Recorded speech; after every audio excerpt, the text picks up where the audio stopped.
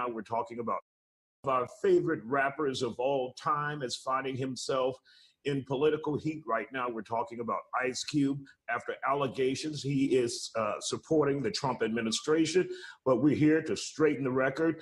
We have one of Ice Cube's good friends, Willie D, from the legendary Ghetto Boys, and also Dennis Sperling, attorney here in Houston. Glad to have you on the Factor Uncensored. So, Willie D, you know Ice Cube personally. What about his decision to have conversations with the Trump administration when it comes to helping the Black community? It's like I told him, I don't trust Trump as far as I can throw him, but I can't attack Ice Cube for wanting to talk to his administration. First of all, Cube never spoke to Trump personally. He's never met Trump personally. So he did speak to the Trump administration. He also spoke to the Biden administration. When he spoke to the Biden administration, well, not the Biden administration, but Biden's people, they told him, look, we like what you're doing. We like 85% of what you got there, but we'll get back with you after the election.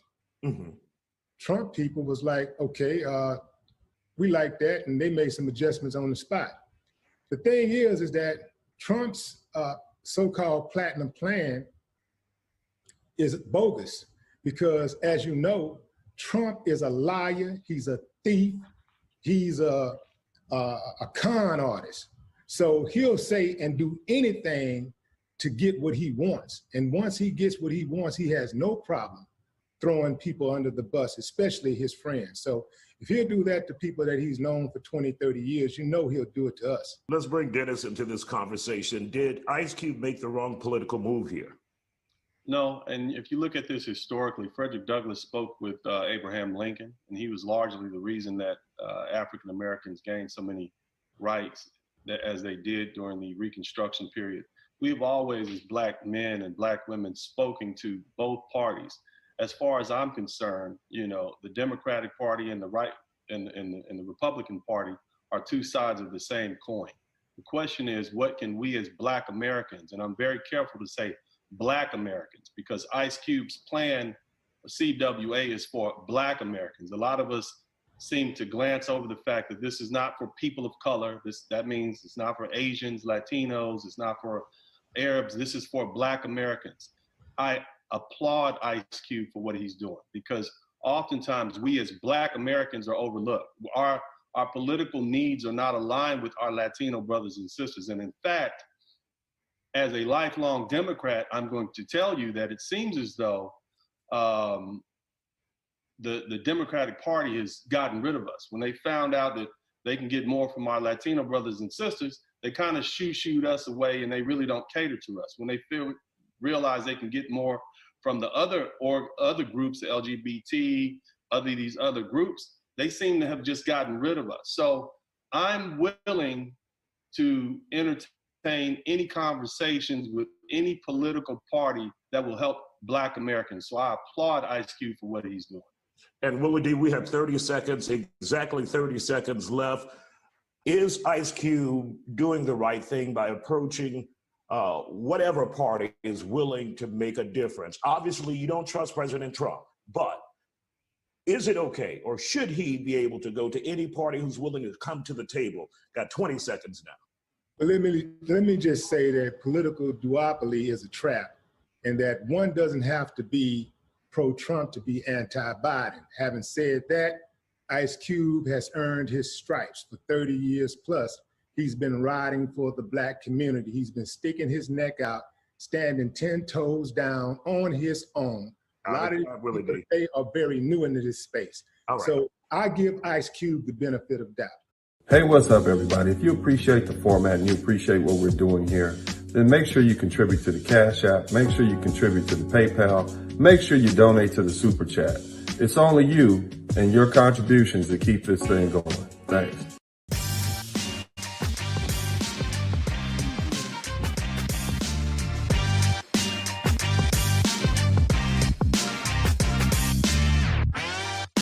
My name is Dennis Sperling.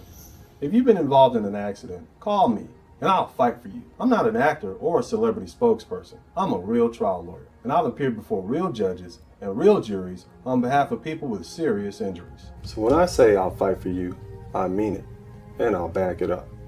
If you've been hurt in an automobile or 18-wheeler accident, contact me toll-free at 866-529-2444, and I'll fight for your rights. Women are being forced to have to ante up. I think there is some incentive for it to change. And here's another thing. A lot of those ladies who have sons who they've seen been manhandled by the child support system, they should become advocates for family law reform. I think one thing we should do is we should begin to do away with child support altogether, because it's an incentive for women to have children, and then they reap a financial benefit from that. What we should do is push for equal time, and if there's equal time, then there's no need to pay child support. Because you got equal time, unless there's some reason why the father shouldn't have equal time with the mom, at least after the child is breastfed, weaned off of breast milk, then we should go for that. I think that's what our family law system should be. I could tell you about that just in Illinois. It depends on the judge, man. I went and fought for that, and the judge say he didn't believe in equal parenting time and all that bullshit. So it's not like a lot of fathers went for equal parenting. They didn't want primary custody. They didn't want her to have primary. They wanted equal parenting. And the ones who do have it, they either paying more money, they paying child support still, or they're not allowed to get it, and they paying full child support and whatever other weekend. So or it's off the paper. In other words, they still have them half the time, but they're still paying a monthly ransom. You make more money. Yeah. Right. They full of shit, bro. That's why I say fuck child support, because it's all a money game. A $51 billion corporation crime bill racket that they made. So it's bad. You in Texas, right? I am in Texas, yeah. It's very bad out there in Texas. Pretty bad. I think the only thing we have going for us is we have caps on child support. And if you recall the Chris Brown, remember Chris Brown a few years ago? Yeah. He was in California, but his baby mama was in here in Houston. Yeah. Basically, no matter how many millions of dollars he makes every year, he's still capped out at a certain amount, which is $8,000, I believe. He only paid. Yeah, I think it's less than that, but he's still capped out at that amount. And so, that's why she fought to have this. Yeah, right. Because it doesn't take $40,000 a month to raise a child. That's just ridiculous. And these judges and these politicians, they need to stop being so beholden to these women's rights organizations, because it's just unfair, and it's causing for men not to want to even get married nor have children. That's why we have, at least in the Black community, 51% of Black men don't have children and aren't married. Now, and they don't talk about that, because when you say that, they call you lies. And I tell people 51% of men do not have kids. And that's Black men, 51% of Black men. And right. But they say that 51% of Black men are deadbeats, paying child support. That's false. And see, that's not true. That's not true either, because there's only, here's the statistics are 72% of African American women have children out of wedlock. All right, 31% of Black men are married and live with their wives. Yeah. So that means that's 82% off the board. So you only have about 18%, give or take, you know how it is. Yeah. 18% of Black men who have children and aren't married. So out of that group of deadbeats, you can't say a man who's married and a man who doesn't have children is a deadbeat. That's a stretch. So it's only that 18% that has impregnated that 72%, give and take a little bit. So the question is, why is that 72% still going to that 18% to have children repeatedly?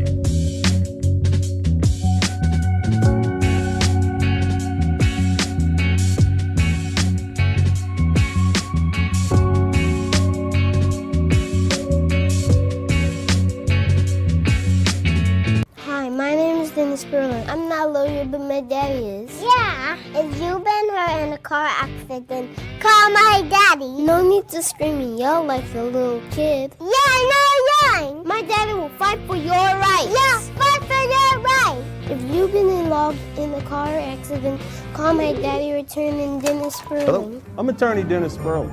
If you've been injured in a car wreck, call me at 713-229-0770. Call my daddy, daddy.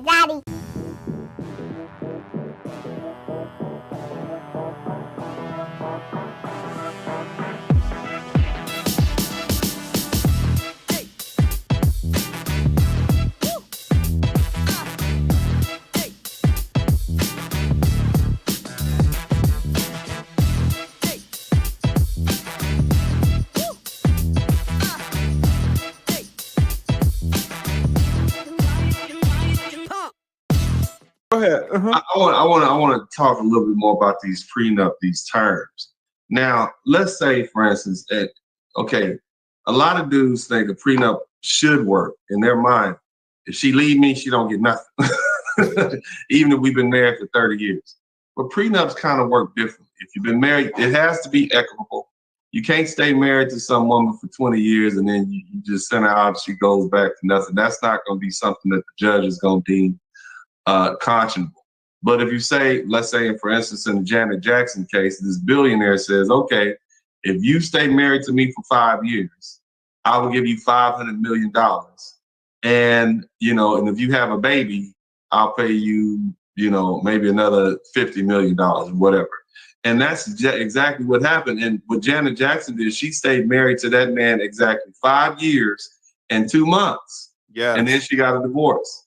And so when you look at it like this, it's almost like she was renting her time to this man. Yes. Yes. So tell us about some more. Can you put a clause? You tell me your thoughts. Can you put a clause in your contract of your prenuptial agreement saying if you have to maintain a certain weight limit, you have to cook, clean? What are your thoughts on those sort of things? Aside from, you stay married for 5 years, right? We get that term. That's hard. That's fixed. That's understandable. But some of that other stuff seems kind of mushy and opinionated. What are your thoughts on it? Absolutely. And to the extent that you try to put these things in, a judge will absolutely try to throw them out. And you run the risk of having your whole prenup invalidated. When you've got some bad terms in a prenup, the judge has two options. The judge can try to cut those bad terms out and then still keep the prenup. Or the judge can say, you know what, because of these bad terms, I'm going to throw the whole prenup out. And so a lot of people try to say, hey, well, if we have kids, then I'm going to get 50% custody. Or if we have kids, then I'm only going to pay $100 in child support per month, right? Mm-hmm. Or like you say, you put on weight limits. So, you can't weigh over 165 pounds throughout the duration of our, 20-year marriage. Or, if you cheat on me, then you only get $30, something like that. And if you put these clauses in, a judge will absolutely take them out, and you're risking your whole prenup getting thrown out. In fact, there's nothing wrong with putting in your prenup like Janet Jackson's.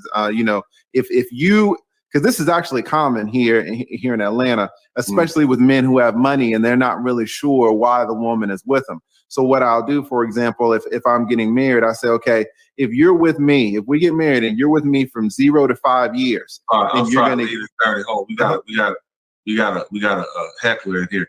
So Lucy Adams says, it's funny how you didn't want to have this conversation when Dr. Dre's bottom chef Becky tried to milk him for $2 million a month.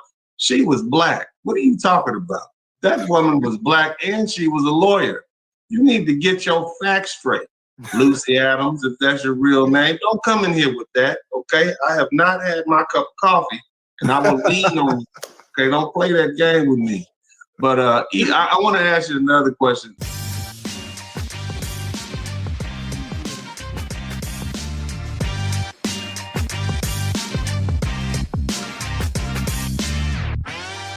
Hey, what's up, everybody? If you appreciate the format and you appreciate what we're doing here, then make sure you contribute to the Cash App. Make sure you contribute to the PayPal. Make sure you donate to the Super Chat.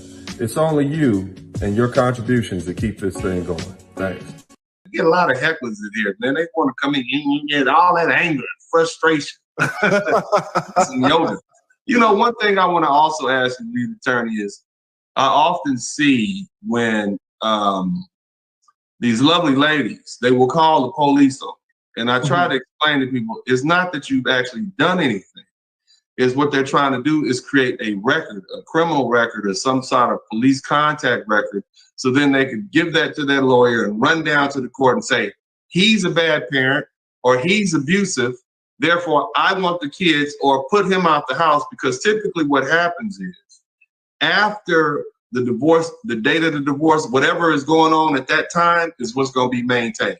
So if she can get you put out the house on the temporary restraining order, and it stays, or she can prove that you're violent, or even just allegations, the judge is not going to risk their career putting you in that house and believing you. So those allegations go a long way just to get you, removing you from the house. So now she has possession of the house, she has custody of the kids, and the judge is pretty much going to treat it like that.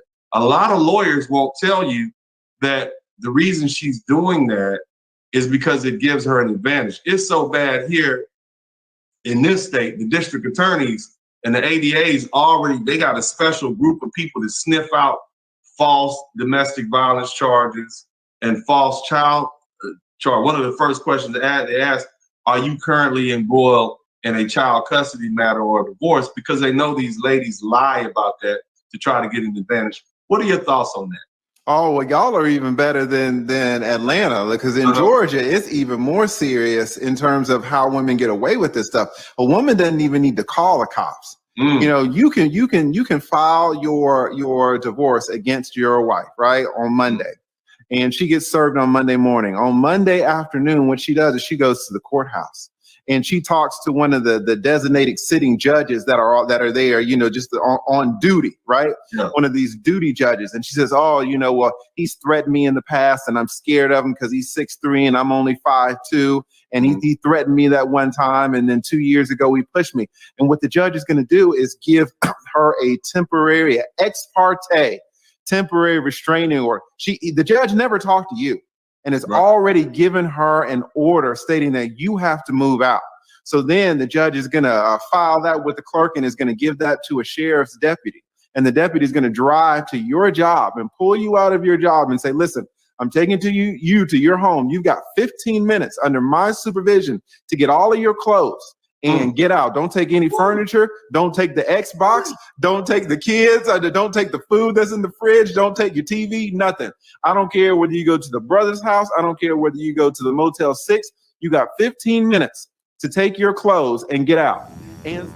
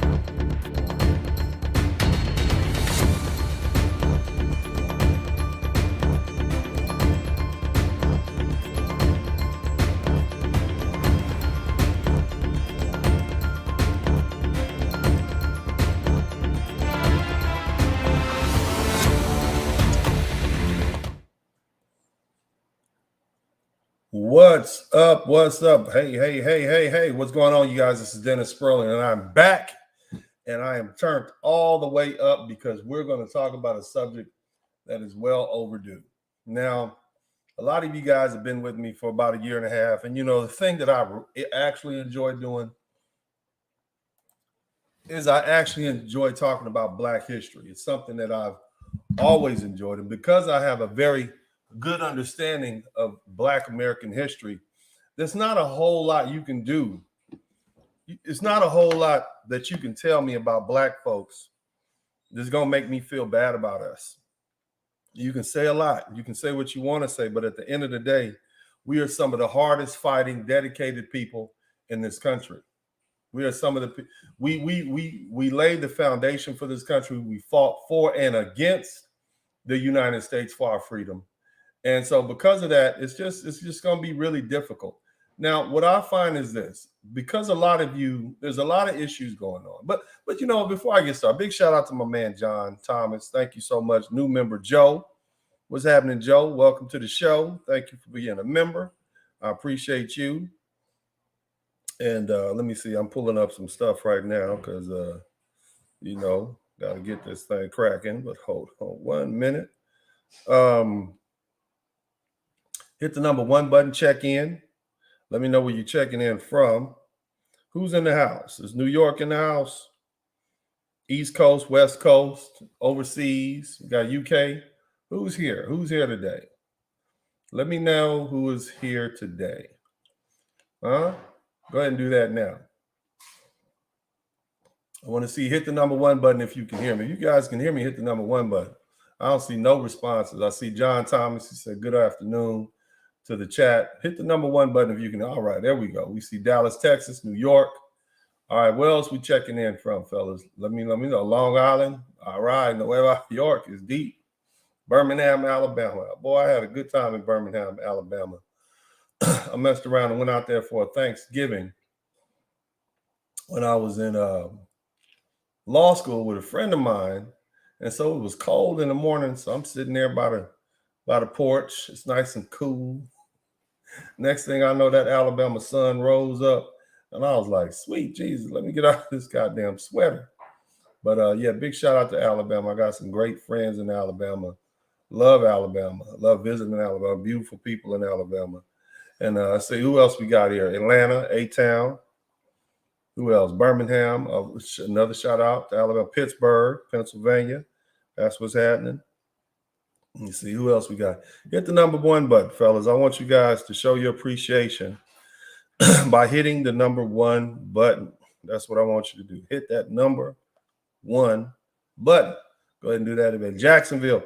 Hey, we're going to talk about Jacksonville today. Jacksonville, North Florida. Stay here. You're going to learn a lot about the history of North Florida today. Okay? North Florida is a special place. I want you to remember that. South Georgia, North Florida. South Carolina, North Carolina.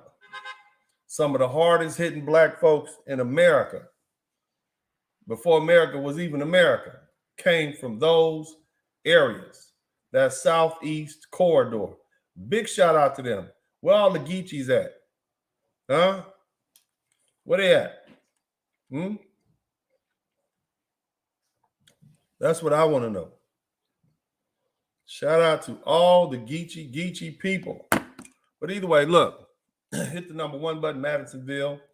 All right, so this is what we're going to do, fellas. And I know lately, a lot of people mad at Uncle D because I'm being the uncle that I'm supposed to be. If I didn't love you, I'd just tell you what you wanted to hear, right? That's what they mostly do. They coddle to you. They tell you what they want to hear. They allow you just sit here in misery for a couple of hours, get your fix on, make you feel like it's nothing wrong, nothing you can do about it, powerless.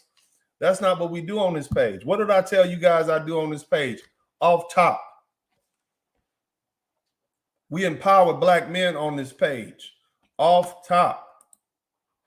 I've been telling you that from day one. I'm going to defend you against outsiders, but when it comes down to it, I'm going to hold you accountable. My obligation is to make you brothers the best men you can be. If you with that, hit the W. If you're with that, hit the W.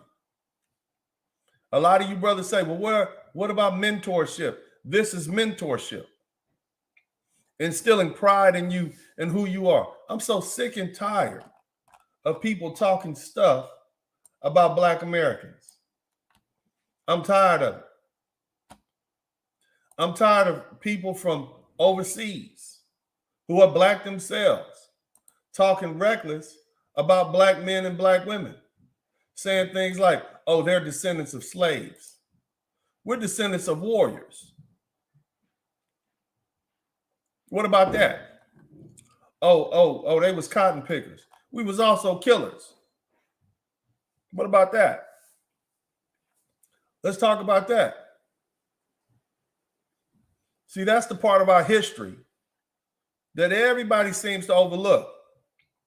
All the freedom fighting that we did on our own to liberate ourselves. See, when it comes to who's going to liberate us, it was us liberating us. White Zaddy is not coming to free you. He never has been willing to do that. Zaddy don't care. Zaddy want to keep you right there underfoot. That's right. Pookie must go. And that Pookie mentality must go. Specifically that predator Pookie. That's who needs to go. But that's another subject. We'll deal with that this week too. I ain't let up off of them. But all of that is part and parcel of what we need to do. And a lot of you dudes, you call this elitist. Some of y'all saying, oh, well, your adopted father was a lawyer. He lived in Texas. I lived in South Central LA. I love my adopted father. I appreciate everything he did. But that didn't stop them bullets from flying and them gangsters from hitting me up. That didn't help me when I was on that RTD bus, that 204, trying to get to Slauson in Vermont from Manual Arts High School. Back in the 80s. That didn't stop that helicopter from flying over at night. Some of these people call this class warfare. Why? Because they copped out. Because if they call it class warfare, then what it allows them to do is saying, oh, he's just picking on us. If they say, oh, his dad was a lawyer, he grew up with a silver spoon in his mouth, I don't know how you do that and graduate from Manual Arts High School off of King Boulevard in Vermont. I don't know how you do that when you graduate from John Muir Elementary School over off of Vermont and 60th Street in the heart of South Central. Bottom line is, it's their way of being able to dismiss what I'm saying. See, the unfortunate part is I'm one of you. I'm as hood as you are. I'm just a hood dude with some degrees. But I love you enough to come back and talk to you. So you should appreciate this talking to. Because see, most of the brothers, they had them a white woman and moved on. That's what they do. They get them a fine white woman with blonde hair and blue eyes, and they move on. But I'm still here with you. And the truth is, I enjoy whipping y'all asses. Trust me. I take great pleasure in whipping you black men into shape. Because I love it, and you're going to love me for it. You might hate me now, but just like any other father will tell you, I'm not your friend. I'm here to make you the best man you can be, and after that, you'll respect me, and you'll respect yourselves, period. That's what we're doing here. This is a labor of love.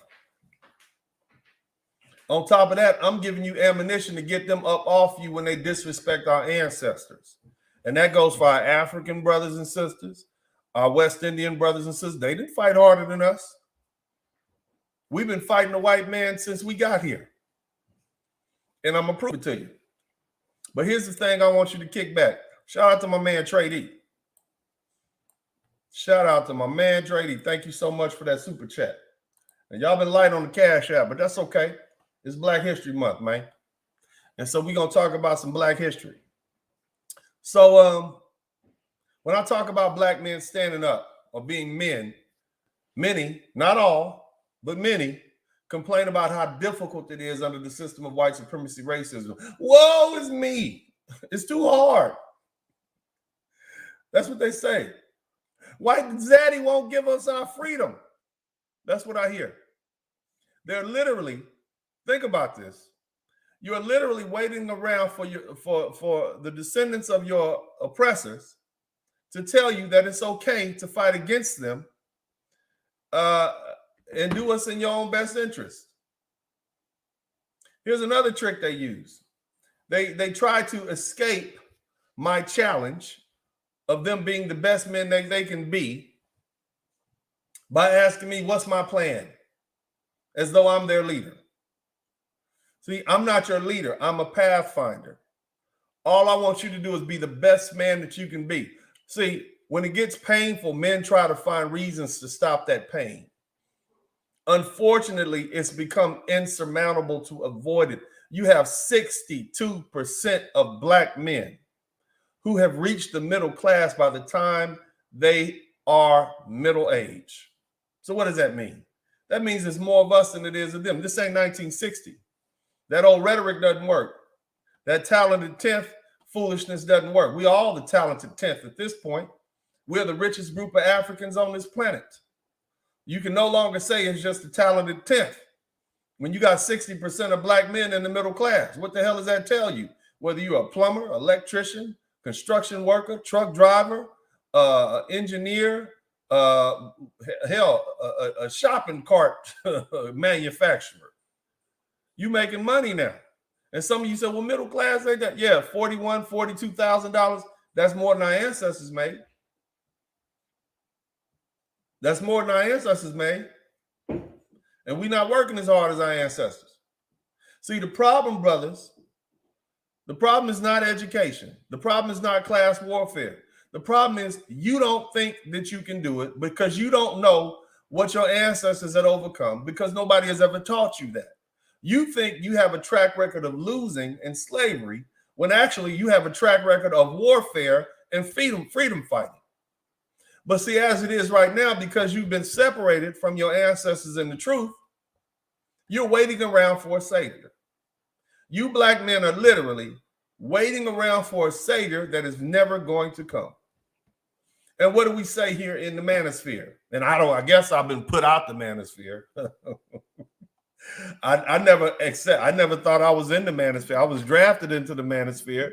I told them early on, I don't conform with what you brothers say now. I believe in having children and having legacy and being family men. I don't like the way the laws are set up. But the last thing I want you to do is spend your entire life on this earth by yourself. That's not me. Okay, so I don't. You drafted me into the manosphere, and now you got to deal with me. I didn't really think I was part of that. Black manosphere, white manosphere.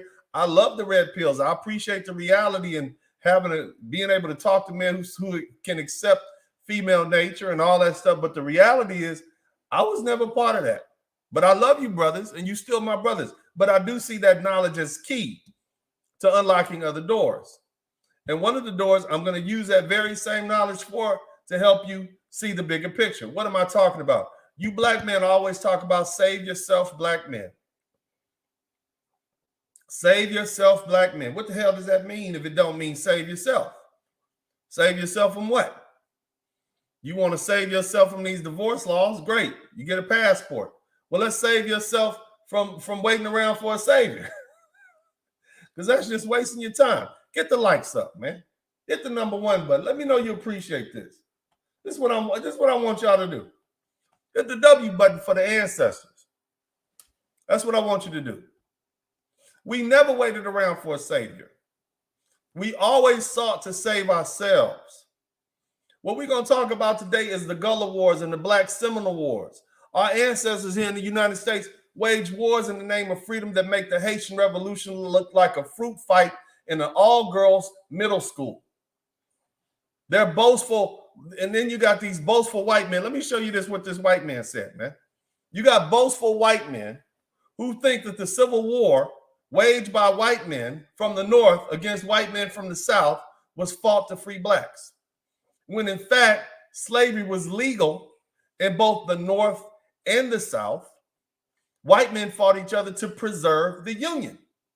The Emancipation Proclamation issued by President Lincoln freed the slaves that were in the South, which had seceded from the North. It didn't even free the slaves in the North. Okay, it didn't do that. Okay, so if you had a slave and your state didn't secede, you didn't lose your slaves. Slavery was still legal. It didn't become illegal till the 13th Amendment made slavery legal everywhere in the United States. However, that ass kicking that our black men, our African men coming out of Florida were given Georgia and South Carolina, and the U.S. Army was the catalyst for our freedom. They had to let us go because it was costing the white men too much money, the United States government too much money and blood and treasure to hold on to us. But see, there's still fools, both here and abroad, both foreign and domestic, black men, white men, and others, right? Otherwise, who think for the past 402 years, black men, black Africans have been enslaved in this country, that we were compliant and happy servants to our oppressors. These same fools have referred to our black ancestors as kakas, which is some sort of African word that means slave or a slave ancestor, a slave descendant. And in actuality, we weren't kakas, we were killers. They ignorantly concluded that we begged. I had a brother come on here, a Haitian brother come on here and said we begged for everything the white society gave us, as opposed to the truth that we fought some of the bloodiest battles against the United States government and caused them so much bloodshed that they offered terms of peace. They let us live in peace. And it's these same idiots that assumed that all of us were slaves when in fact we were warriors of freedom, ever fighting for our way to freedom. And here's another thing.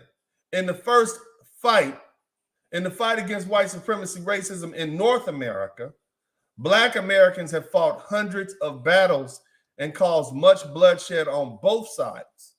So let's revisit our black American ancestors and the ass kicking and stabbing and shooting and throat slitting fight for freedom that history refuses to discuss. We are a noble people.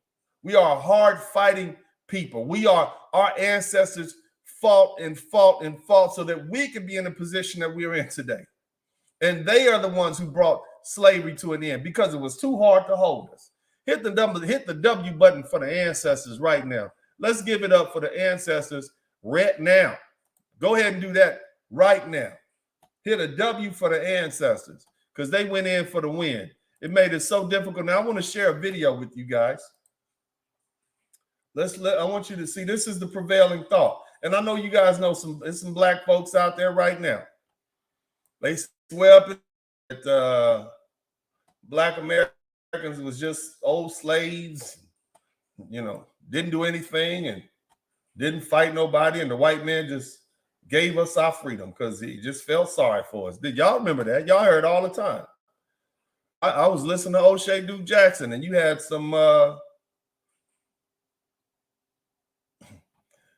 African brothers in Europe.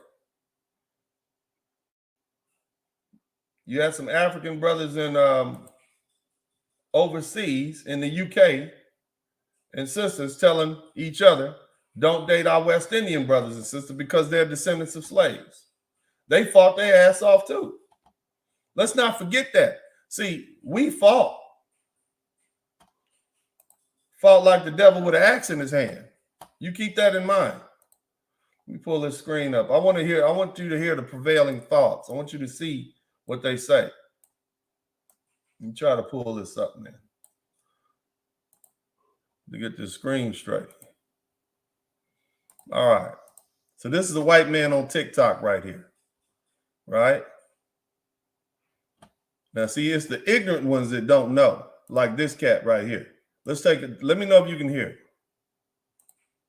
Right now, if it wasn't for white people fighting, let me know if you can hear it. People, Africans, black, what?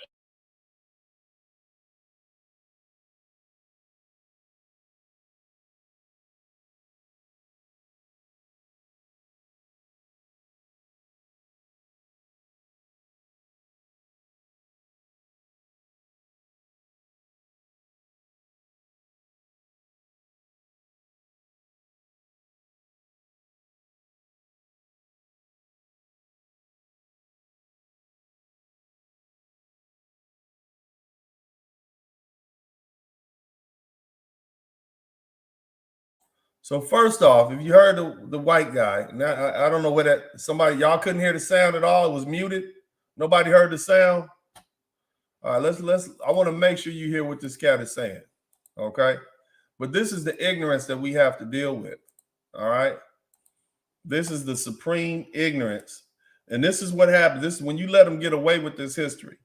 Right. This is what white supremacy has done to white men. Listen to this again. Dark-skinned people, Africans, black, whatever, would still be enslaved in the U.S. right now if it wasn't for white people fighting to break free the slaves from slavery. They were beaten, imprisoned, and even killed. Hell, there was even an entire war fought over freeing the slaves. A war fought by light-skinned people next to Africans. Let's not forget however bad you think Africans have it here. If you actually do any research at all on Africa as a whole, the country itself, yeah, they're being killed by their own people. For the longest.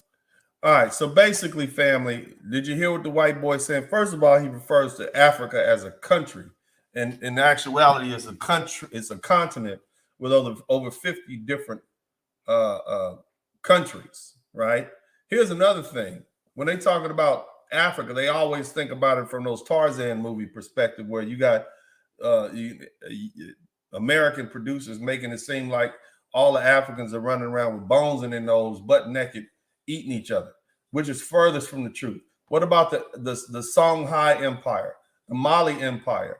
You guys, just 100 years before slavery started, Mansa Musa traveled from the Mali Empire all the way over to Mecca and gave away gold. Took 2 years, upset the whole goddamn gold system, the monetary system. We talked about that. You understand what I'm saying? So you cannot allow these racists among you to just disparage our ancestors like that. Our African ancestors and our Black American ancestors, they always get it wrong. When white men do Black history, they always get it wrong because they're looking at it through a lens of white supremacy and prejudice. Remember that. Let's start with that thing. Now, the thing is, white supremacy, we always talk about it, but we never talk about the effect of Black inferiority on the Black mind. And that's what we're dealing with right now. You got Black men who just don't believe in themselves. They no matter what you can tell them, oh man, we've been kicking butt for years, man. They just will refuse to believe you. And so that's why I have to shove it in your face. I grew up with this. You can't tell me nothing bad about Black people. I know my people. I know what my people have accomplished. I'm not trying to hear what you're trying to say. That's why I have so much pride in being a Black man. That's why I instill pride in my sons in being Black men. My sons understand that we come from a warrior culture. We wasn't butt naked in Africa running around eating each other. That's not what we was doing. That wasn't that. And so what we have to do is continue to change the narrative. My words, my message has been consistent. We must change the narrative. And that's right, my man, Autobot Jasmine 98, Great Zimbabwe, Kush. We can't forget Kush and Nubia. We can't forget those great empires that predated everything that's ever been in Europe. We can't forget that. And so we must constantly remind others and ourselves, because you got the problem of white supremacy and you have the problem of Black inferiority. Those are the things that we have to deal with. And so what I'm going to do for you folks, you brothers, is let's talk about what we did. Let's get rid of this lie. Okay? First of all, get the likes up. Hit the #1 button. I want you guys to make sure you do that. Hit the #1 button right now. And I've given you all these messages before. I've told you this stuff before. Y'all know I've been here talking about this. We talked about reparations. We talked about Mansa Musa. We talked about all these great African kings. I've talked about this with you guys before. So on this page, you got to understand, we are changing the narrative on this page.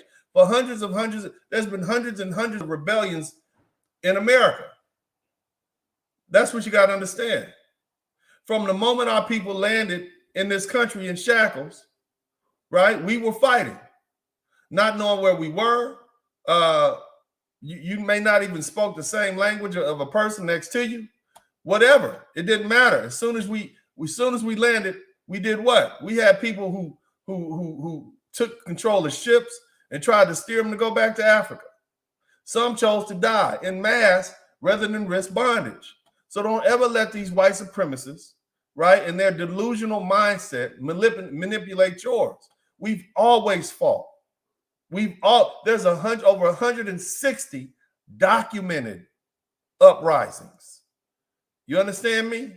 That's damn near one every 3 years. Can you imagine fighting a battle or war every 3 years in the United States on this territory? Imagine if there was a George Floyd style riot every 3 years in the United States. We've always tried to do our best to stand up and stand together. We've always done that. And they're not going to teach you this in school. Now, I'm not doing this to bash any group of people. I'm doing this so my people will know their true history. You black men have always stood up, black women too. We've always stood up and fought against our oppression. Not at no time did we lay down. And see, the thing you got to understand, why would they even teach you the truth? Why do you think teaching you an accurate history is that's the hill that suburban America is willing to, white America is willing to die on? They don't want to teach you your truth. The next thing, you might start standing up. If you knew what your ancestors did, most of you all don't have the time to look into history. You didn't go, you don't do it. You just don't have the time. Even though half the stuff you're looking at is right in Wikipedia at this point. Now, if we truly understood not just the atrocities of enslavement, but the resilience and the sheer collective power of the uprisings against it, we would understand far more about ourselves. You see, it's not that they don't know. It's not that the dominant society doesn't know. They just won't talk about it. Why would you talk about that? And put ideas in you black men and women's heads. We should be grateful for those that fought for our freedom. When that's what we should be grateful for. Not looking down on them because they were slaves. You understand? It's like, you just have to understand, family, that it's important for you to know what your people did so that you can have pride in them. And so let's just go ahead and get into it. I want to talk about a couple of revolutions, if you want to call it, in New York. Now, we can go as far back as to the New York Slave Revolt in 1912. I'm going to pull this up. I want y'all to see. This is real stuff. Hit the number 1 button for the ancestors, man. And I'm guilty of this too. One of the most horrible things we could say is that we're not our ancestors. Because our ancestors fought. They was forever plotting and planning on how to get themselves free. Hopefully we are our ancestors, family. Hopefully we are. But I want y'all to check this out. This is 1912, okay? So I'm pulling this up, and this is right here on the internet. This is right here on Wikipedia. You see, they're not hiding the information. So let's check this out. Are you with me? Hit the W button if you're with me. I'm pulling it up because I want y'all to see that Uncle D is not making this up, man. This is our real history, man. So the New York Slave Revolt of 1712. The New York Slave Revolt of 1712 was an uprising in New York in the province of New York. About 23 enslaved Africans. The first thing you understand is, damn, New York, they had slaves in New York? Yes. They had African slaves everywhere. Plenty of them. And you're going to learn a lot today. A lot of white boys will say, well, yeah, we built the cities in the North, assuming that all the African slaves were in the South. No. We were in the North, the South, anywhere you can bring an African person to do your work for you. You understand? They think we just migrated there in the 1920s and 30s in what is called the Great Migration, which is truly a misnomer. Because the truth is we started off in New York, Baltimore, Virginia, New York, Maryland, Virginia, and those places. And then as the country grew, we spread out. But in reality, we were already there. Virginia had was one of the most populous states for Black people anyway. And that's right there, New York, right there. But anyway, these Africans, these 23 enslaved Africans, killed 9 whites and injured another 6 before they were stopped. More than 70 Black people were arrested in jail. And of these, 27 were put on trial and 21 convicted and executed. By the early 18th century, New York had one of the largest enslaved populations of any settlements in the 13 colonies. So we've been in New York. We've been there. We weren't all down south. Some of y'all that's in New York right now, you Africans, your people been there for the past 300 years and some change. You understand? So slavery in the city different from some of the other colonies because there were no plantations producing cash crops like tobacco and cotton. Slaves worked as domestic servants, dock workers, and various skilled labor.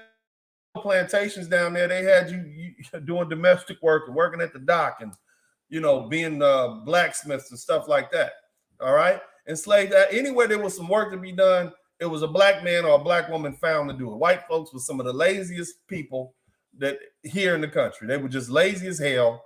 They didn't have really any skill sets at all. They had Africans doing all their work for them, Black folks doing all their work for them. Right? This is what we're dealing with. Enslaved Africans lived near each other, making communication easy. They also often worked among free Black people in a situation that did not exist on most Southern plantations. On most Southern plantations, it didn't exist. But in Charleston, South Carolina, there was a whole lot of free Blacks down there. You understand me? But now you got enslaved Black people and free Black people getting together like, man, you need to get free. And I'm sure there's a lot of slaves saying stuff like, well, we can't be free. Ain't nothing. Some of the same thing some of y'all telling me. I'm telling you, man, get out there and conquer the world, man. See what's out there. You said, we can't do it. That's the same mentality. Just like you got these free Blacks saying, hey, man, get free, bro. Hell, just run, blah, blah. And they're like, I can't do it. I got to stay here and keep washing masters' floors. It's hard to speak to somebody like that who allows himself to be conquered. Remember, we're talking about white supremacy and also Black inferiority. This is not elitism. This is the brainwashing and the sight game that's been put upon you. Slaves in the city would communicate and plan a conspiracy more easily than among those on plantations. After the seizure of New Netherland in 1667, its incorporation into the province of New York, the rights of free Negro social group were gradually eroded. So guess what happened? They started trying to take their goddamn rights away. Like you free, and then you start taking our rights away. So it wasn't all the time slavery. Remember, slavery white slavery didn't exist like that the whole time in this country. It was something that came about because they had to figure out a way to keep the Black slave population enslaved. They didn't want folks mixing, so they start coming up with all those lies. Now, we talking about as early as what? 1712. We've been fighting, okay? As early, and it's some before that, okay? So what happened? By the early 1700s, about 20% of the population were enslaved Black people. The colonial government in New York restricted the group through several measures, requiring slaves to carry a pass if traveling more than a mile from home, discouraging marriage among them, prohibiting gatherings in groups of more than 3 persons, requiring them to sit in separate galleries at church. A group of more than 20 Black slaves gathered on the night of April 6, 1712, and set fire to a building on Maiden Lane near Broadway. While the white colonists tried to put out the fire, the enslaved Blacks, armed with guns, hatchets, and swords, attacked the whites and then ran off. Almost immediately, all the runaway slaves were captured and returned to their owners. So you see that? This is in New York City. Look at that.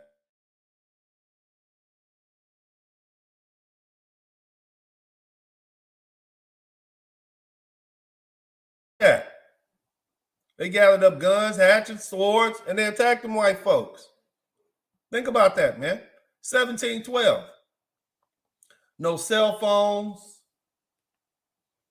no iPhones, no nothing. Right? Let's talk about another. You guys familiar with Stoner Rebellion? The Stoner Rebellion? Let me know if you're familiar with the Stoner Rebellion. You should be. Who's familiar with the Stoner Rebellion? South Carolina. There's some tough suckers. There's some tough black folks in South Carolina, man. Don't let nobody convince you that South Carolina, we're going to talk about it. So let's pull this up. Take a look. And see, a lot of times they hide the history. They call stuff rebellions, you know? They call it conspiracies. Remember that. So this is some pictures of Stoner Rebellion right here. The Stoner Rebellion, also known as Cato's Conspiracy or Cato's Rebellion, was a slave revolt that began on the 9th of September, 1739 in the colony of South Carolina. It was the largest slave rebellion in the southern colonies with 25 colonists and 35 to 50 Africans killed. The uprising was led by Native Africans who were likely from Central African Kingdom of Congo, as the rebels were Catholic and some spoke Portuguese. Let me explain what's happening here, man. So you're putting anybody on the boat you can catch. Okay. So along with farmers, you got warriors on the boat who know what freedom is like and will rather die than allow you to enslave them. So they're on the boat. They might not be able to speak English. They might not even be able to communicate. But in some cases they have. Because remember what I told you. Remember when we talked about the deal that the King of the Congo had with Portugal? Remember we talked about that? So these men in the Congo, these black Africans in the Central Kingdom of the Congo, many of them spoke Portuguese. Many of them had Portuguese surnames. A lot of the aristocracy from Congo would go to Portugal, get education, and come back to the Congo. I talked about that, man. So they were very familiar with white folks. So when you go from the Congo, you're Catholic, you speak Portuguese, you're not afraid of these white folks like that. Here's the thing. The leader of the rebellion, Jimmy, was a literate slave. No, he was a literate man, right? Literate meaning he spoke languages and could read because he probably learned it where he was from. In some reports, however, he is referred to as Cato and likely was held by Cato or Cater family who lived near Ashley River in the north of Stono River. He led 20 other enslaved Congolese. So these are all people from the Congo who may have been former soldiers in an armed march south from Stono River. So basically, they're saying these Congolese men that you stole and put on the boat and brought them to America were actually former soldiers in Congo. What do you expect them to do? And they were bound for Spanish Florida, where successive proclamations had promised freedom for fugitive slaves from the British North America. So at that time, Spain occupied Florida, and British North America started around about Georgia. Georgia was originally designed to be an all-white enclave. It was an all-white, check this out. It was an all-white state meant to be a buffer between Florida and the rest of the United States. Because see, what would happen is them brothers would come up out of Spain. They would come up out of the Spanish territory, North Florida, which I mentioned we was going to talk about. They would free slaves and bring them back to Florida. Come on back. You good. We got our own enclaves down here. Spain had a different thing. It didn't matter if you was black or white, if you was in the Spanish territory. You just had to be Catholic. The white Europeans from Northern Europe, i.e. the UK, Great Britain, they said, no, you got to be white. It doesn't matter if you're Catholic or Protestant, whatever. you got to be white. Just as long as you white, you good. We'll give you land. We'll make you aristocracy. You'll be an important person. But as far as Spain was concerned, you had to be Catholic. You see? Because remember, they just got through dealing with the Moors. They don't want no more parts of them Muslims. No. Being black, no. You got to be a Catholic now. So that was a different thing they had. And that's why that's why America expanded like it did. Because remember, at that time, Spain was more powerful than Great Britain. Great Britain was just some little backwater island somewhere. Spain had all the riches, they had the money, they had the information, they was good. But they were able to expand faster because they allowed more people in their group to come in. They said, all you got to do is be as white. You could be white, Scottish, Protestant, we don't care. As long as you're white, you're good. But as far as Spain, you had to be Catholic. So that means, what did that do? That eliminated the Jewish people, the Protestants, all of that. They had to go. You see? The Baptists. So they limited who they brought in.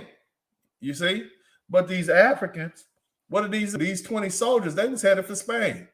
Jimmy and his group recruited nearly 60 other slaves, 60 other Africans or enslaved Africans, and killed more than 20 whites before being intercepted and defeated by the South Carolina militia near Edisto River. Survivors traveled another 30 miles before the militia finally defeated them a week later. Most of the captured enslaved were executed. The surviving few were sold to markets in the West Indies. In response to the rebellion, the General Assembly passed the Negro Act of 1740, which restricted slaves' freedoms but improved working conditions and placed a moratorium on importing new slaves. You see that?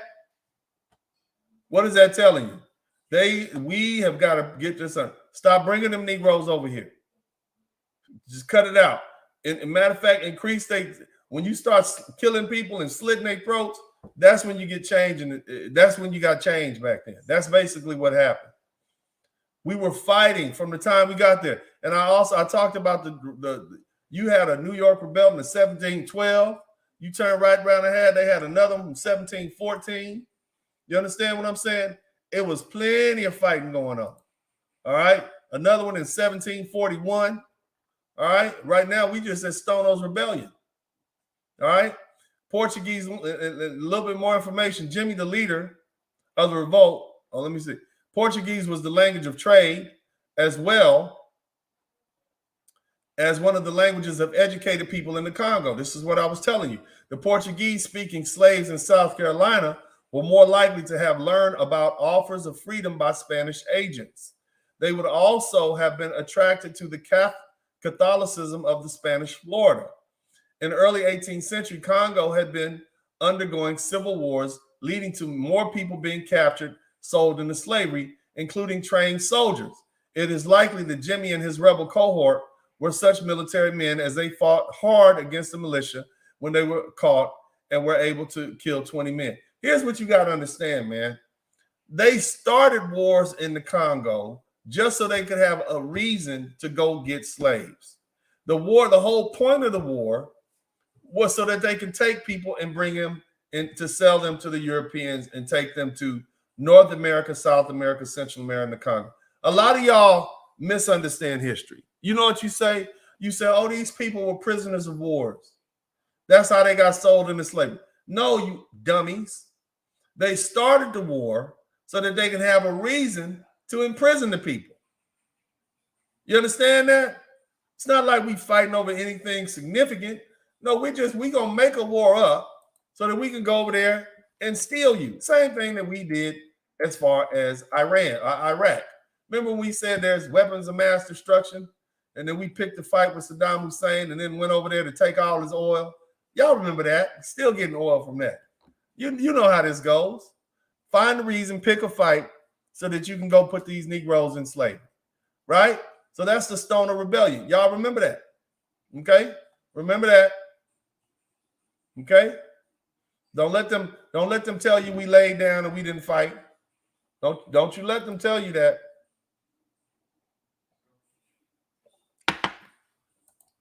Yeah, manufactured wars. That's exactly right. Get the likes up, man. Hit the #1 button if you appreciate this history lesson. You brothers are going to stand up. By the time I get through with you brothers, you're gonna be willing to stand up. You're gonna realize what your ancestors did. Let's move on. The New York City conspiracy. This was a whole goddamn slave rebellion, but they call it a conspiracy. This is how they hide it. Okay, this is how they hide your history, right? So the conspiracy of 1741, also known as the Slave Insurrection of 1741, was purported a plot by slaves and poor whites, here we go, in the British colony of New York in 1741 to revolt and level New York City with a series of fires.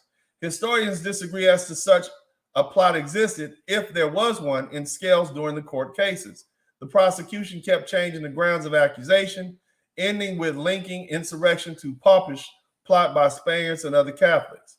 In 1741, Manhattan had the second largest slave population of any city in the 13 colonies, after Charleston, South Carolina. I brought that up before I explained y'all. Charleston, South Carolina was popping, man. All right. Rumors of conspiracy arose against a background of economic competition between poor whites and slaves. A severe winter war between Britain and Spain, with heightened anti-Catholic, anti-Spanish feelings. And the recent shout out to my man Paul the Baptiste. I appreciate you, brother. He said in March 1741, a series of 13 fires erupted in Lower Manhattan, and most significant one within the walls of Fort George, then home of the governor. They tried to kill the goddamn governor. After another fire at the warehouse, a slave was arrested after having been seen fleeing. As a 16-year-old Irish indentured servant, Mary Burton, arrested in a case of stolen goods, testified against others as participants in a supposedly growing conspiracy of poor whites and blacks to burn the city, kill the white men, take the white women for themselves, and elect a new king and governor. So here's what you got to understand, man. So white folks was catching hell back then, right? These Irish, they was catching hell, they was getting whooped on.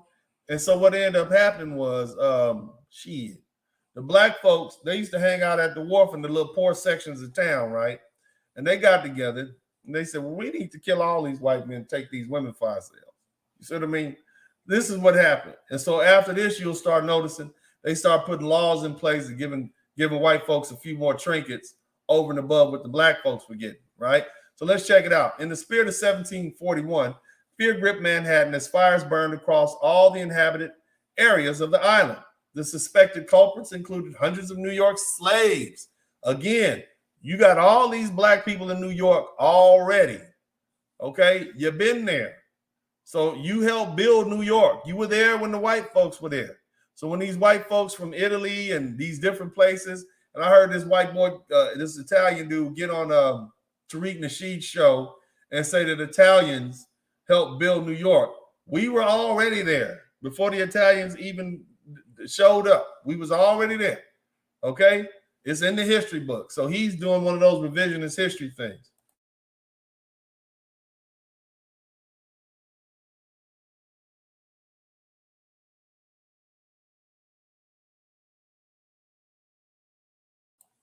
So anyway, let's get back to it.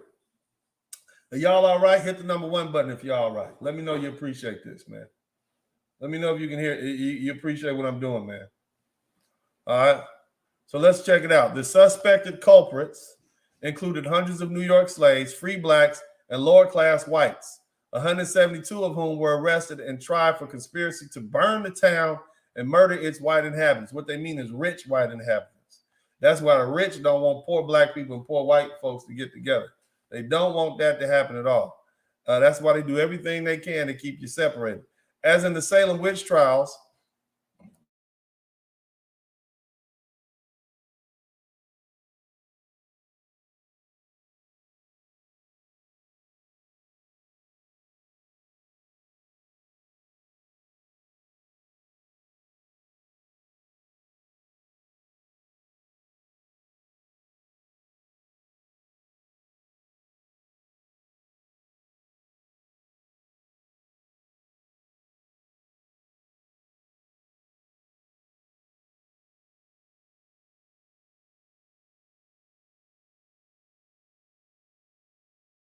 Sorry about that, you guys. I'm back. Some loitering in my front yard. But anyway,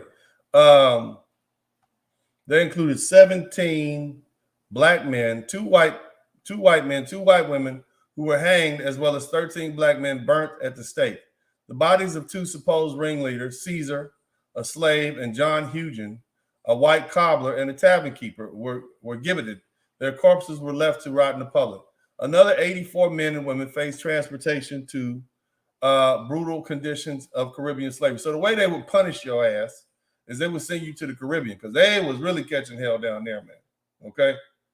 They were really, the Caribbean, the horrible place to be. The brutal conditions of the Caribbean slavery, while 7 white men were pardoned on condition of entering permanent exile from New York. All right? The Caribbean was a horrible place to be. Okay? They were a horrible place to be. My man J.S. Brown, most whites in the U.S. descended from European immigrants who came over after the Civil War. Waves, and that's exactly right. Ellis Island and all that. But anyway, with increase, so let's so what we're gonna do is, so basically think about this, and I want you to think about this in context. I'm gonna skip down. This was basically a working class conspiracy. All right, this is a working class conspiracy. John Hewson was a poor, illiterate cobbler who came to New York from Yonkers in the mid-1730s with his wife and daughter and mother-in-law. Unable to fight work, he opened a tavern. His neighbors were offended because he sold to clients they considered unsavory. In 1730, so snooty Karens, a bunch of Karens and Kens, didn't like what old John was doing, right? In 1738, I want you to look at this, 1738, right? Hudson opened a new tavern when he moved to the Hudson River waterfront near Trinity Churchyard. It soon became a rendezvous point for slaves. That means black people, poor whites, and free black people, and soldiers. So you got all these people hanging out together, talking. The elite were nervous about such lower class types socializing together. Because why? What happens? What happens when poor folk get together? They eat the rich. Houston's place also was a center of trade and stolen property. He was doing dirt out the back window, doing his thing. City slaves laughingly referred to him as Oswego after the Indian trading post in Lake Ontario. Although the constables watched his place constantly, they failed to watch Hudson for thievery. They failed to catch Hudson for thievery. In February, 2 weeks before the first fire, Hudson was arrested for receiving stolen goods from slaves.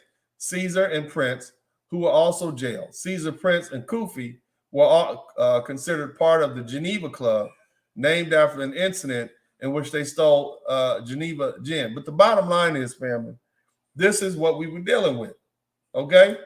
All these folks got together. It was led by the African slaves, and they said, we're going to kill all you white. We've been fighting.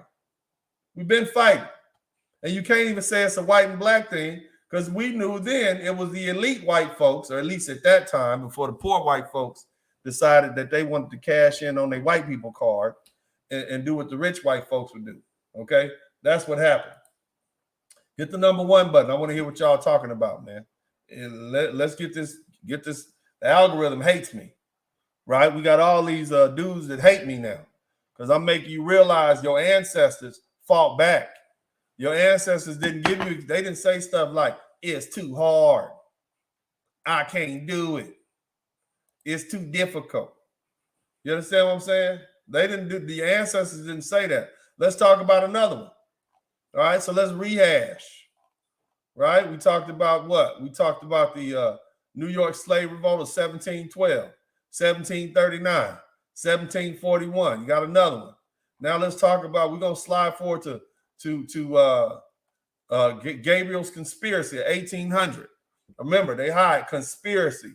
All right, now this is one that didn't work, but guess what? Let's talk about it. This is happening all the time. Every 2 years, it was some kind of goddamn rebellion going on.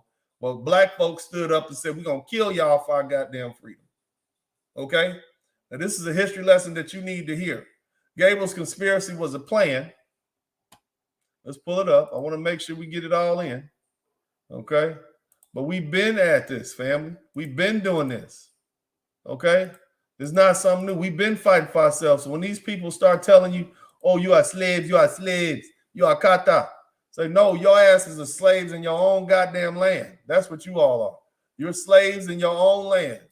White folks and Asian folks come over to Africa and take all your stuff. What's going on in Jamaica? The giant Chinese have taken over Jamaica. They building roads from Kingston to Montego Bay and making you pay out the wazoo for it. They're going to own your country. That's what they're doing. But anyway, Gabriel's conspiracy was a plan by enslaved African-American men to attack Richmond and destroy slavery in Virginia. Although thwarted, it remains one of the half dozen most important insurrection plots in history. So not only do you have 160 some odd documented slave revolts, you got dozens and dozens of insurrection plots that were foiled. Named after an enslaved blacksmith who emerged as the most significant leader of the plot, Gabriel's conspiracy originated during the spring and summer of 1800 in Henrico County neighborhood north of Richmond and extended primarily across Hanover County into Caroline County and south towards Petersburg. Two slave men betrayed the plot. Two of these snitches. Two slave men betrayed the plot just hours before a torrential rainstorm prevented the conspirators from gathering on the night of August 30th, 1800. So they planned the slave revolt during hurricane season in goddamn Virginia. I get it. In response, Virginia authorities arrested and prosecuted more than 70 enslaved men for insurrection and conspiracy. 26 of those found guilty were hanged. 8 more were transported or sold outside the state, while another suspected conspirator committed suicide before his arraignment. A small number of free blacks were also implicated. One was prosecuted. The alleged involvement of 2 Frenchmen.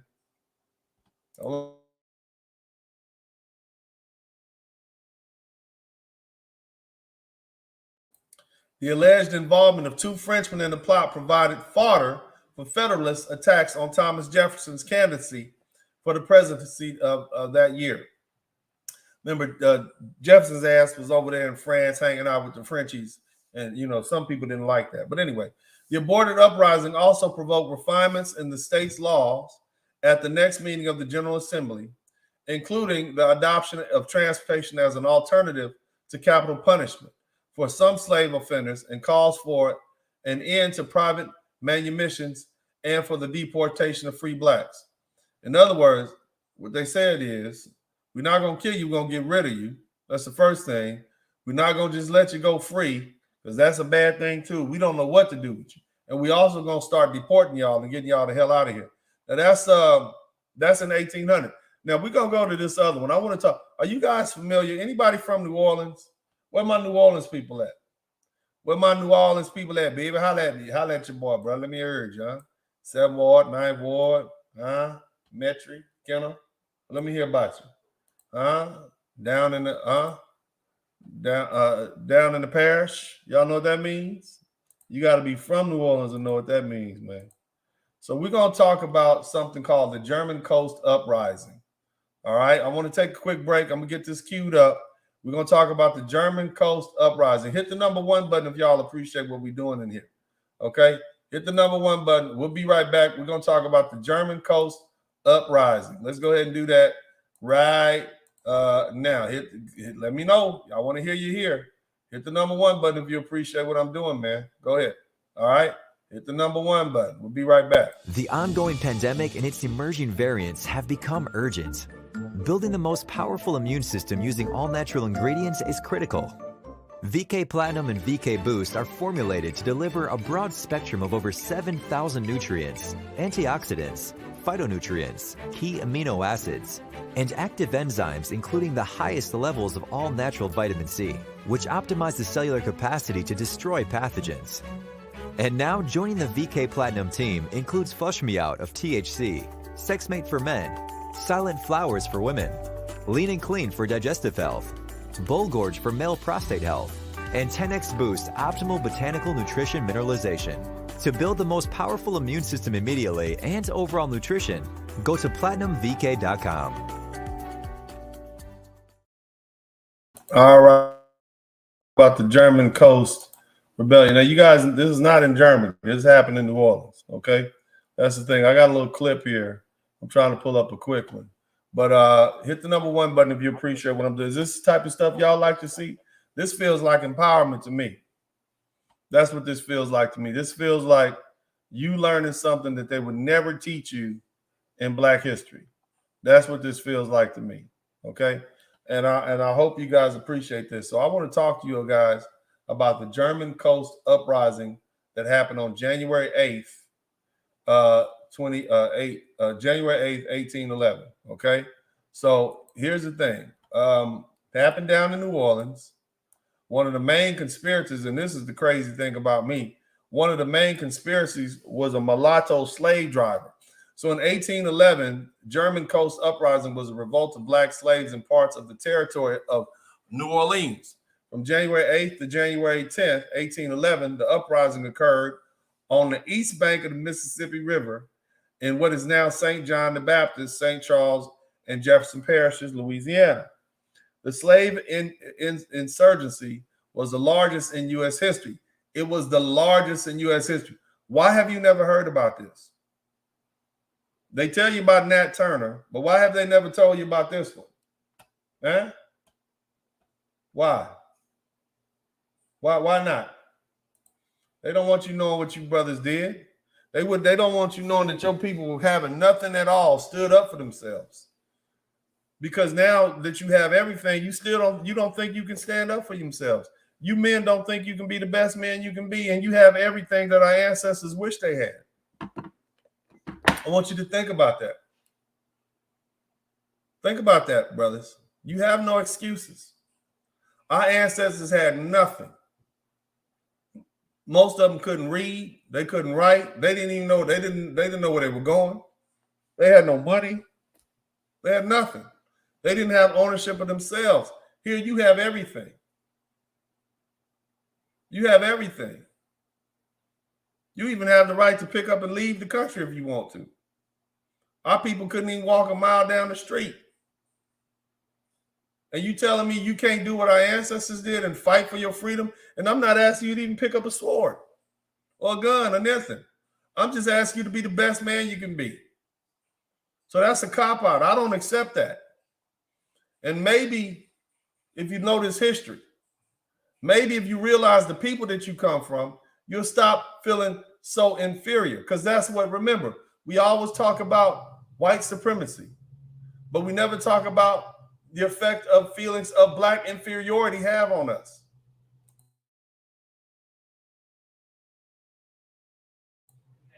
The slave insurgency was the largest in U.S. history, but the rebels killed only 2 white men. Confrontations with militia and executions after trial killed 95 Black people. That's because that's not what they wanted to do. Between 64 and 125 enslaved men marched from sugar cane plantations in the near-present Laplace on German coast towards the city of New Orleans. They collected more men along the way. Some accounts claim that a total of 200 to 500 enslaved persons participated. That's a whole army. That's about a brigade, right? Isn't that like a brigade? During their 2-day, 20-mile march, the men burned 5 plantation houses, 3 completely, several sugar houses, crops. They were armed mostly with hand tools. White men led by officials of the territory formed militia companies, and in a battle on January 10th, killed 40 to 45 of the people escaping slavery while suffering no fatalities themselves. Then hunted down and killed several other people without trial.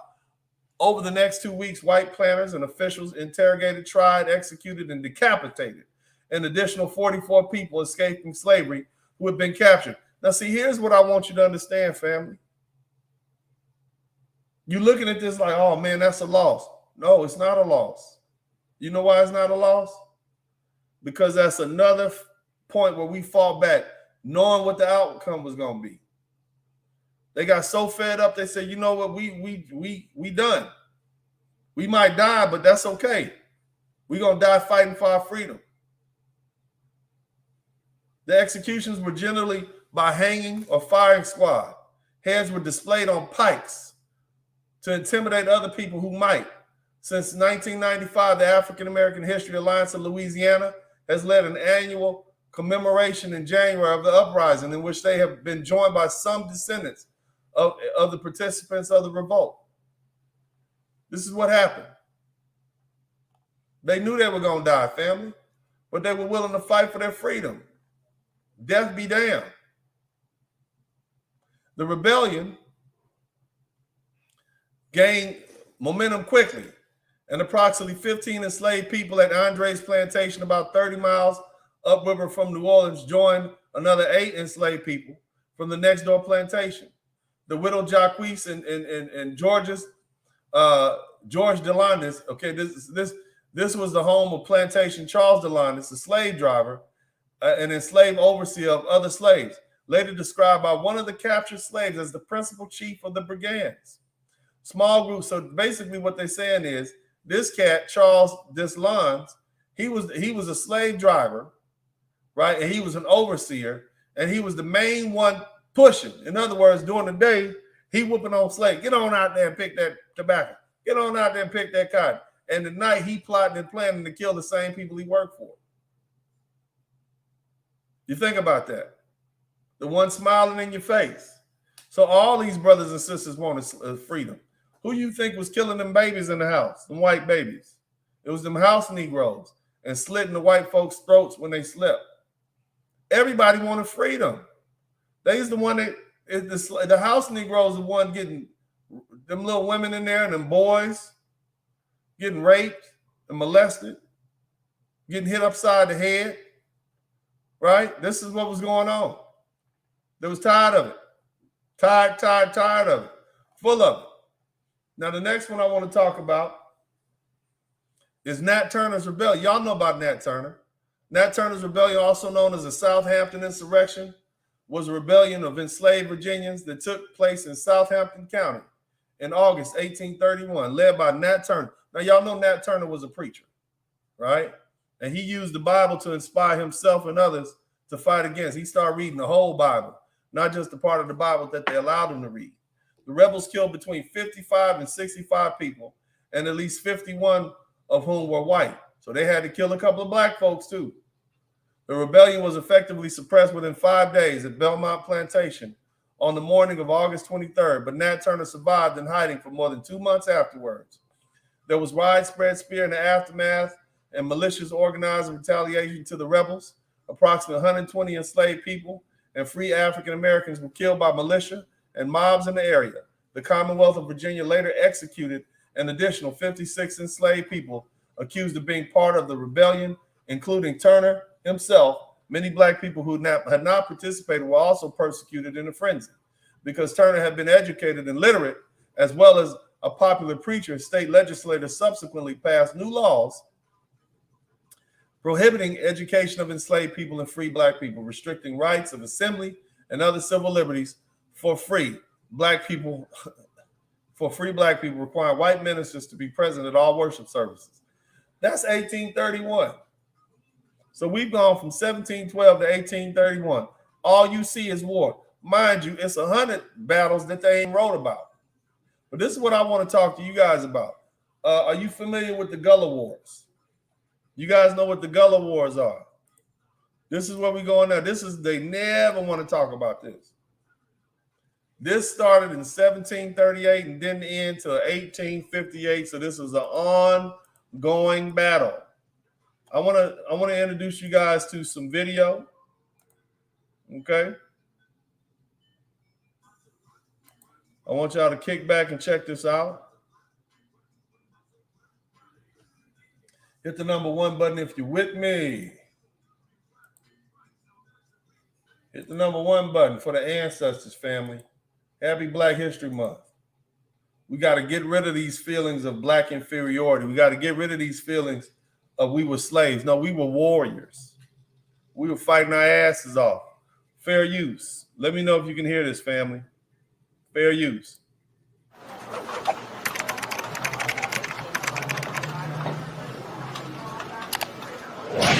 Fair use. Shout out to History No Chase. The following program is rated TV MALV. It contains strong language and violence. It is intended only for mature audiences. Blacks were happy, obedient slaves who sang spirituals and waited for the good Lord Jesus to come and set them free. Let me know you can hear me. They hardly ever rebelled against their horrific conditions because they knew that if they did, they would end up with nooses strung around their necks and their bloody decapitated heads mounted on poles along the major thoroughfares to set an example for any enslaved Africans who even contemplated doing the same. Wait a minute, that's not historically accurate. There's more to the history of so-called African Americans than our enslavement that's pathetically portrayed in movies such as Roots and 12 Years a Slave. For example, the Gullah people living along the sea islands in South Carolina and Georgia fled their enslavers and established numerous independent settlements throughout Florida. And I'm not talking about that dilapidated Spanish-controlled town called Gracia Real de Santa Teresa de Mose that revisionist historians and white supremacists falsely prop up as the place where Blacks fled to and lived happy and free.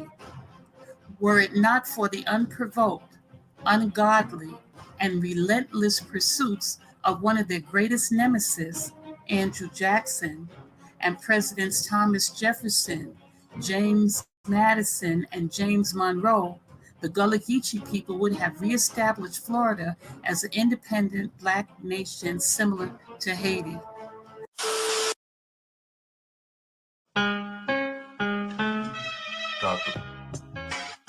How many slave rebellions have you heard about? I'm sure you've heard about Nat Turner. I've made videos about Denmark Vesey and John Brown. But something that's not mentioned enough is the fact that we've had hundreds of rebellions. Hundreds.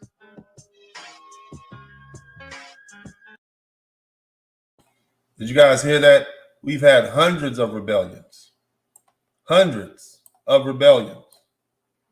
You understand what I'm saying? We've had hundreds of rebellions spearheaded by Black men. So the next time one of these suckers tell you descended from slaves, say, no, we're descended from freedom fighters. And we're still fighting. You're descended from who? You ran over here. So what does that say about you? Huh? You make sure you let them know what your true history are. Black Americans should be proud. You should be you should be the proudest group of Africans on this goddamn planet. Nobody's had as hard as you, and nobody has fought as hard as you for as long as you have. We fought white folks from how long? Did you hear that? From 1739 to 1858, and that's just the Gullah Wars alone. That's over 100 years of fighting with them for our goddamn freedom. You should never be ashamed of who you are. Don't ever we weren't slaves. We might have been pretending to be slaves. Yeah, we was doing some work for free, but we was killing some SOBs also. And we were fighting for our freedom. We ain't no punks. We ain't here to lay down. Don't you let those African, and I got much love for my African brothers. Got much love for my West Indian brothers, Haitians, and y'all fought y'all was, but y'all ain't fought like this. You didn't fight for 100 years with no backup, knowing that you was gonna die. So y'all Haitian voodoo guys told y'all was gonna win. Y'all even had white folks on your side in Haiti fighting with you. Yeah, do the history. We didn't have nobody, just us. Other than John Brown, rest his soul. Hundreds. If the country is on, how old is this country? Shit. 1776. It's 2022. This country 250 years old, and we've had hundreds of battles. What does that tell you? That's every guy at 1860. 160 some battles in so many years. That's a fight every year. You know, white folks are scared to death of us, man. Let's keep listening. Hit the number 1 button. And one rebellion that never gets talked about are the Gullah Wars.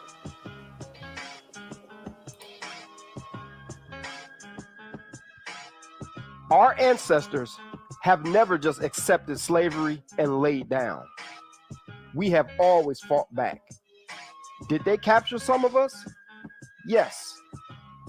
But when you're outmanned and outgunned, you're in a pretty tough position. You're in a tough position when you have this punk motherfucker pointing a gun at your 9-year-old daughter. His musket is in her face, and he's telling you, either get on this boat or I'll blow her head off.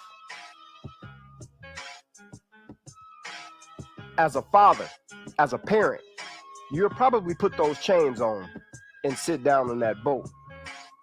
Now, generations go by, and people are born into slavery.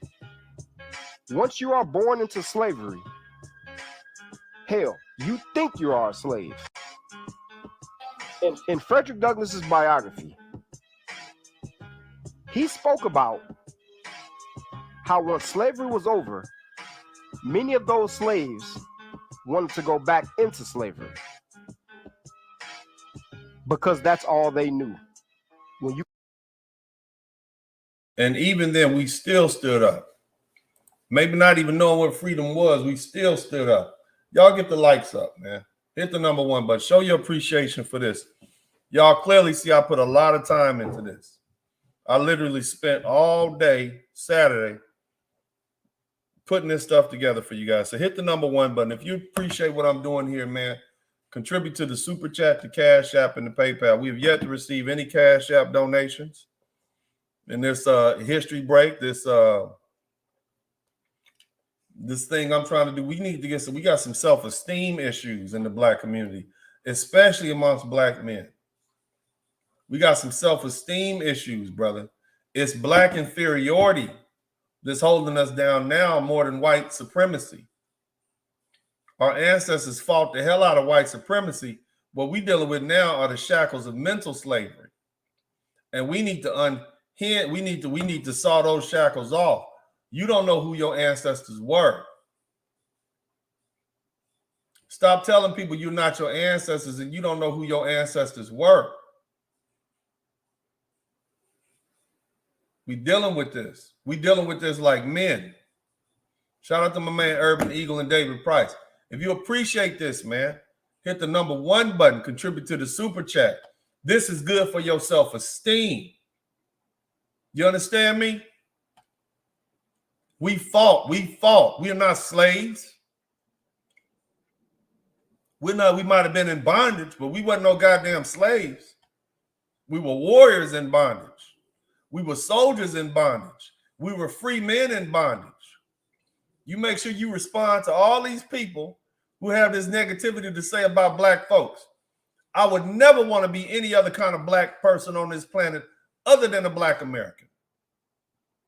Ain't nobody fought like us. All odds against us. And we still fought back, knowing we was going to die. Fighting on a foreign land for our freedom. Knowing more likely than not we was going to die, but we was going to do it anyway because we didn't want to see not one more of our Black babies in slavery. This is what we did as Black Americans. Don't you let none of these folks come to this country and tell you you a slave. You say, no, brother. And you can add a mother on the front of that brother. And you can put an F on the beginning of that brother. No mother, brother. We were warriors. We fought and been fighting. And still fighting. And you need to get on code and watch your mouth. But let's continue. So, of course, that's the Honorable Frederick Douglass. You should know who that is. If not, that's a terrible thing. But that's another thing. You don't know your history. You let others tell you your history. So we're going to talk about the Gullah Wars. And as I mentioned earlier, Georgia was an all-white buffer state. They put Georgia there what? Because they got tired of them. They need that. That was just too much instability. Spain was down there, and they had all them niggers down there. The niggers is hiding out in the swamps and the Everglades, and they'd come up and raid Georgia and South Carolina, free slaves and leave, kill white folk. Ain't no stability down there. Remember, South Carolina was an important place. That was the hub of the sugar and the tobacco. That's how America was getting rich. That's how that's how Britain was getting rich. And you got these pesky Negroes down here who done teamed up with the Spanish, most of them from the Congo, killing off all the goddamn good white folk and freeing our slaves. So they put Georgia there as a buffer state. It was an all-white state. Look at it. Do the history of Georgia. And here's something else I want you to understand, man. This is the nitty-gritty. When the rubber hits the pavement, we all know about the Civil War and the Emancipation Proclamation, right? We all know about the 13th Amendment to the Constitution, right? Abraham Lincoln, you know all that, right? The history that they taught you in school. But many of us don't know about the Gullah Wars and the influence that it had and how it forced the country to deal with slavery on a political level. What the hell are you talking about, Uncle D? What do you mean? Abraham Lincoln wanted to free us. He's our liberator. Juneteenth, he's our emancipator. No. Let's talk about this first. The Gullah, which could be derived from Angola, referring to as African people.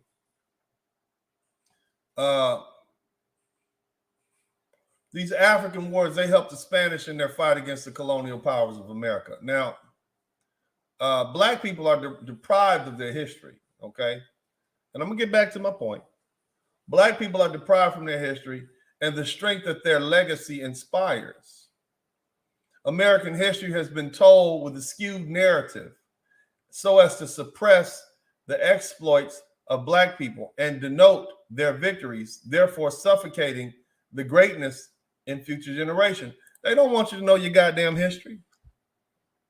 If I start telling you, brothers, you were descendants of warriors who fought every goddamn day they could, that might put something in your mind and make you think you should be fighting for what you should get right, what you believe is yours right now.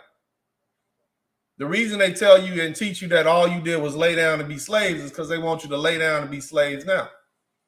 The reason they put all these slave movies up with some great white savior, like 12 Years a Slave, some white man had to come down and save you, is because what? Because they want you to lay down until some white man comes and slaves you and frees you. They always talk about South Carolina and Georgia and how horrible these places were, not telling you that right there in North Florida, you had them Seminole Indians down there, them Black Seminoles down there, them Black folks that escaped down. So they was escaping north and south. Even some escaped to Mexico. But right now they were escaping down to Florida, hiding out in the swamps, coming up, raiding, hitting these white folks in South Carolina. You could go north and you could go south. North was cool, but south was better. See, we're taught in the public school systems about 1 or 2 slave rebellions. Y'all already know Nat Turner and Jim Brown. You know who I'm talking about. Goddamn, I just said his name earlier. The white dude, what's his name? The abolitionist. With Nat Turner and what's his name, y'all? The white, I just said his name. Goddamn, I can't. But those are the only 2 slave rebellions you talk about. They never tell you about the Gullah Wars, which lasted from 1739 to 1858. Why, oh why, would they not tell you about these wars that last almost 120 years? Why would they not tell you about the large-scale military resistance that Black men leading Native American tribes put up to end chattel slavery? Again, shout out to my man John Thomas. Thank you so much John Brown, that's right. They tell you about Nat Turner and John Brown. One white, one black. They never tell you about the Gullah Wars. Y'all don't know about John Horse. How can you avoid 100 years of warfare? Why is it omitted out of history? Most of y'all didn't even know about Stonewall's Rebellion, which we talked about. Huh? The slaves killed the slaves owners and marched through the Carolinas chanting liberty, liberty, liberty. As a result of this rebellion, that's when they put in the new Negro Act. We talked about that just now. How about the Battle of Horseshoe Bend in 1814? General Thomas Jessup said this. This is a white man who was a general in the U.S. Army. Throughout my operations, I have found the Negroes, and that's what they used to call black people back there. So we'll just change it up. Throughout my operations, I have found that black men, the active and determined warriors, during the conferences with Indian chief, I ascertained that the Negro, the black man, exercised an almost controlling influence over him. So yeah, the Indian chief might be in charge, but it's the black man said, no, he's telling the Indian man what we're gonna do. The general goes on to say, you be assured that this is a Negro war, not an Indian war. So they always, again, they try to hide your history. They call it the Seminal Wars, the Black Seminole War. No, this is a Negro war. These are a bunch of escaped black men and women who went down to Florida, and they hiding out down there, and they waging war. The Battle of Negro Fort, the Battle of Negro Fort of 1816. After this loss, the Gullah fighters returned to decentralized warfare or guerrilla warfare. Instead of trying to take siege over this damn fort, they said, no, we're going to go, but they still fighting. Slaves were actually fleeing south for freedom, joining the rebellion, and thousands of U.S. soldiers were killed fighting these wars. Thousands of U.S. soldiers were killed, and you guys have never heard about this? Why do you think that is? Now, let me tell you about this Battle of Shawnee. So basically, and I'm going to get to this in a little bit detail, Shawnee was a little town in Florida, North Florida. And so the white folks nearby said, well, we can't have all these Negroes down here. It's too powerful. They got guns and they shooting and killing. So Andrew Jackson, your former president, on your $20 bill, he decided, well, we're going to go down here and we're going to go down and kill all these Negroes. So they went down there and got their ass handed. They got their hat handed to them. Okay, they got handed to them. And so on their retreat, after they got whooped on, they found the spot where all the children were, the black and the Native American women and children, and they killed all of them. This is what this is the same tyrant that is on the cover of your $20 bill. The Battle of Shawnee killed a bunch of black women and children after he got whooped by the men. Ain't that something? These are the heroes. These are the heroes of the United States. And you guys are afraid to say Honorable Minister Louis Farrakhan in public? But we got this killer, this Andrew Jackson killer on the $20 magazine, $20 bill. And you afraid to say Malcolm X? This is what they got. This is how you are. Shit. You want me to denounce the Honorable Minister Louis Farrakhan, Elijah Muhammad, Malcolm X? I want you to denounce George Washington, Thomas Jefferson, Andrew Jackson, all these killers. Because the people I mentioned before ain't did no killing, ain't killed nobody. Think about that. Denmark Vesey's conspiracy of 1812 in Charleston, South Carolina. Almost all the slaves, thousands joined the conspiracy to overthrow their oppressor. The Day Massacre. This victory was labeled a massacre to hide the triumph efforts of the Gullah. That's another thing. They'll call it a conspiracy or a massacre. Massacre is when these oppressors got killed. You understand me? All this down in Florida. Battle of Wichicoo River, 1835. The Gullah defeated General Gaines. You understand what's happening here, family? You got black people who were formerly enslaved fighting with little or nothing. They don't have this fancy equipment. They don't have any of this stuff. And they fighting against one of the most powerful armies at the time and navies. And that is what? the United States military. This is 1835. You understand me? Whooping on them. The Battle of Lake Okeechobee. Okay? What happened then? This is a lot of fighting. Clearly, we understand the history of America. We understand that bloodshed brings about change in this country. These Gullah Wars pressured the North. It pressured Washington to end slavery. And the Civil War was more like a formality orchestrated by what? Necessity. And so when you have public school systems that are created to educate workers for industry, why would they teach you history from the perspective of some of their best workers, which would probably make them not want to work and say, hey, I could be an owner. My people took this cut. It was a couple, we won a lot. It was the pressure from the Gullah Wars that said we cannot keep these people enslaved any longer. That's where the pressure comes from. That's why it was a political issue. The Civil War didn't free us. We freed us. The 13th Amendment was an event to hide and detour the self-liberation process of Black people. Well, they're going to get free anyway, so let's just go ahead and free them. Otherwise, why would they free him? Why would they free us? There was no incentive for them to free us. They had to.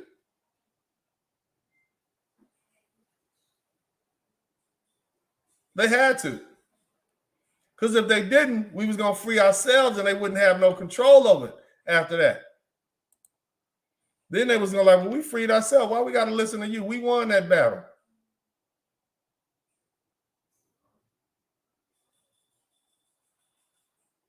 The Emancipation Proclamation was a way of appealing to these African people and say, hey, look, we're going to free all of y'all down there in those states. Come side with us. As opposed to uniting with your African brothers. Look, we freed y'all, our bad. Think about that. It was a negotiation technique. It was a fallback plan. They never intended to have us in this United States in the first place. We was always supposed to be worked to death, killed off, and died, and it was supposed to be an all-white enclave. But here we are. We fought back. The only reason we're still here is because we fought. Y'all remember that, man. Now I'm going to talk a little bit about what's called the Seminal Wars, and then we're going to open up the chat. Matter of fact, I'm going to go ahead and open up the chat room now. You guys appreciate this? Is this good stuff, man? Is this what y'all want to hear during Black History Month? This is motivating to you? Huh? The link is in the chat room. I want to hear what you have to say. You should be motivated by this. You should never let anybody tell you what you can't do and what you can do. You come from a generation, you come from warriors. I bet you them Black folks back there didn't believe in white supremacy racism. One of the problems that we got too many goddamn academics. We got too many people that make too much money telling you you can't be free. And they're not going to stop saying it until you liberate yourself. They get paid by playing off of your insecurities. Keep that in mind. They get what? They get paid by playing off your insecurities, brothers. They keep preaching. It's not so much white supremacy as the problem. It's feelings of Black inferiority. And we don't do that here. I don't accept that. We don't accept Black inferiority on this page, not in this house, not in my office, not in my life. We don't accept that. We do or we die trying over here. And these are the type of men that I'm raising. And these are the type of men that I expect from all of you guys who say you support me, you appreciate what I'm doing. This is what we do here.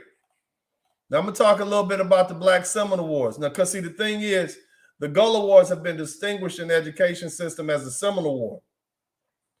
or the Indian Wars, when in fact black men joined forces with Native American tribes to fight against white supremacy, even forming the Negro towns, which serves as refuge for slaves who could escape the fields of their oppressors. Now, this is Georgia and South. Look, I'm going to tell you, Georgia, South Carolina, North Florida, special places.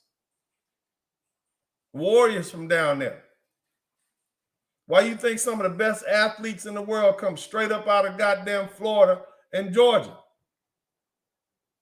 It's that warrior spirit. Now, the thing is, the Black Seminoles, as they are called, are a small offshoot of the Gullah who escaped from the rice plantations in South Carolina and Georgia. They built their own settlements in the Florida frontier, fought a series of wars to preserve their freedom, and were scattered across North America. The Gullahs were establishing their own free settlements in Florida's wilderness by at least 1700. They built separate villages and thatched roof huts surrounded by fields of corn and swamp rice, and they maintained friendly relations with mixed population of refugee Indians. In time, the two groups came to view themselves as part of the same loosely organized tribe. In other words, the Africans and the Native Americans down there said, well, hell, we've been interbreeding and messing around and so long for decades now. We the same people. General Jackson, formerly known as President Andrew Jackson, referred to this first Seminole War as the Indian Negro War. In 1835, the second Seminole War broke out, and this full-scale guerrilla war would last 6 years and claim the lives of 1,500 American soldiers. They killed 1,500 white soldiers. But we don't never hear about this. This is 1835. You hear me? The Black Seminoles waged the fiercest resistance as they feared the capture or surrender meant death or return to slavery. They were more adept at living and fighting in jungles than their Indian comrades. Ain't that something? Now, I want you guys to check out a couple books, okay? Let's put this up, and y'all get the likes. I want to hear y'all come in. I want to hear all the reasons why black men can't succeed no more. Where all y'all at? Tell me this is, what do y'all call that? This is that elitist pull yourself up by your bootstraps talk. That's what me telling you what your people doing, man. Go ahead, tell me that.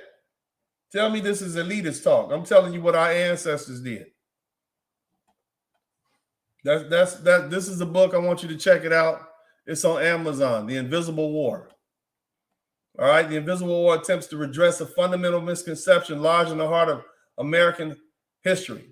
The notion that there was no significant collective resistance to struggle against slavery by captured Africans who had been forcibly immigrated. They were stolen, not immigrated. It was kidnapped and brought to the United States from the mother continent.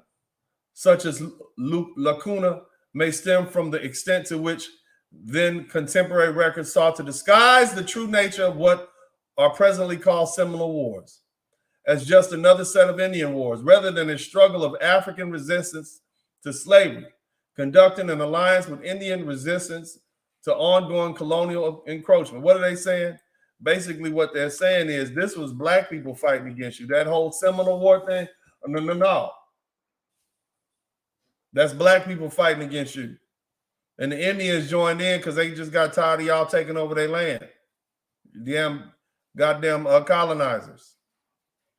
While the academic and public understanding celebrate the heroes of the Underground Railroad for facilitating the movement of Africans towards freedom in the North, there is virtual silence surrounding the more logical, more sizable, more political significant movement of self-liberated Africans southward to free territories in what is now Georgia and Florida. See, here's what you got. They're quick to tell you about Harriet Tubman. They ain't gonna tell you about John Horse. First of all, because Harriet Tubman was a little short, little black woman, just sneak in and sneak out. These black men in Georgia and Florida in these wars, these were black men like, no, we not only are we not running away, we coming back and killing you and taking stuff from you. You understand what I'm saying? That's not a story that they want to bring up. We fought for our freedom, brothers. From these southern territories, communities of free Africans were to wage a constant struggle against slavery, base colonies to the north, both by force and arms and by example. They represent an ongoing threat to the existence of the Anglo-Carolinian institutionalized slave. They was running up there freeing black people. You couldn't keep the Negroes on the goddamn plantation. This is what we did. Here's another book I want y'all to check out. Florida's Negro War. Okay? Black Seminoles in the Second Seminole War of 1835. And that lasted longer than the Civil War.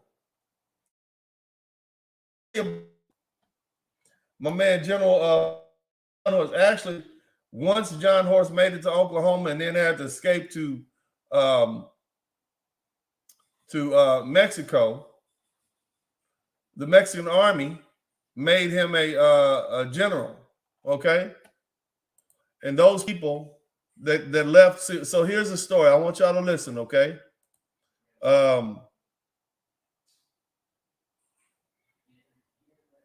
So they fought and fought. And when I say they, I'm talking about in the Gullah Wars, the Seminoles, the black, they fought and fought, and eventually they were sent to, they fought so hard and said, look, we can't keep fooling with these people. Let's try to broker a deal with them. So John Horse, the government said, look, we're gonna send y'all to Oklahoma.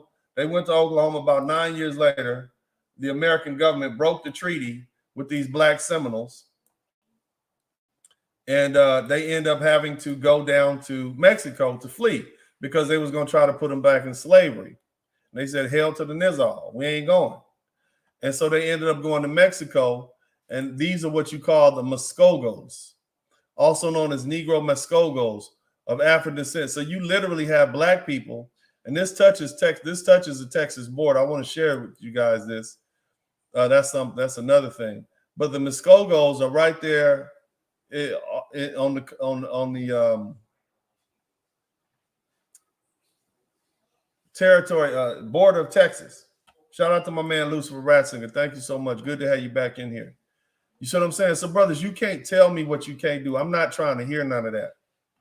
All right, I'm not trying to hear none of that. Now, what I'm gonna do is I'm gonna let this play, and then I want you guys to listen to what this historian has to say. And we're going to come back in, and the link is in the chat room, okay? So let me know if you can hear.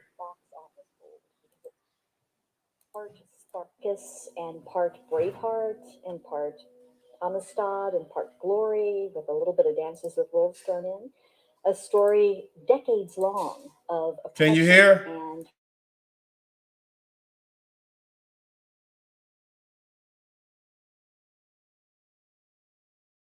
hopefully we can correct this. Can y'all hear? Can y'all hear? Let me know if you can hear it. If you can hear it, hit the #1 button. John Horse and the Black Seminoles deserve to be remembered for a number of reasons. They created the largest haven in the U.S. South for runaway slaves. They led the largest slave revolt in U.S. history. They secured the only emancipation of rebellious slaves prior to the U.S. Civil War, and they formed the largest mass exodus of slaves across the United States, moving from the Florida Everglades through Indian Territory, what would become Oklahoma, eventually locating in Mexico, where they secured title to their own land. It's a remarkable story. It's overlooked not just by filmmakers, it's not well known in popular culture, and in fact, it's been overlooked by historians of slavery, if you can believe it. In the early 18th century, two groups in particular fled the colonial South into Spanish Florida, into the Everglades. One of these groups were Seminoles, who were migrating from the various colonies, just trying to avoid white encroachment, basically, trying to move someplace that white colonists weren't. And the other group was runaway slaves, people who were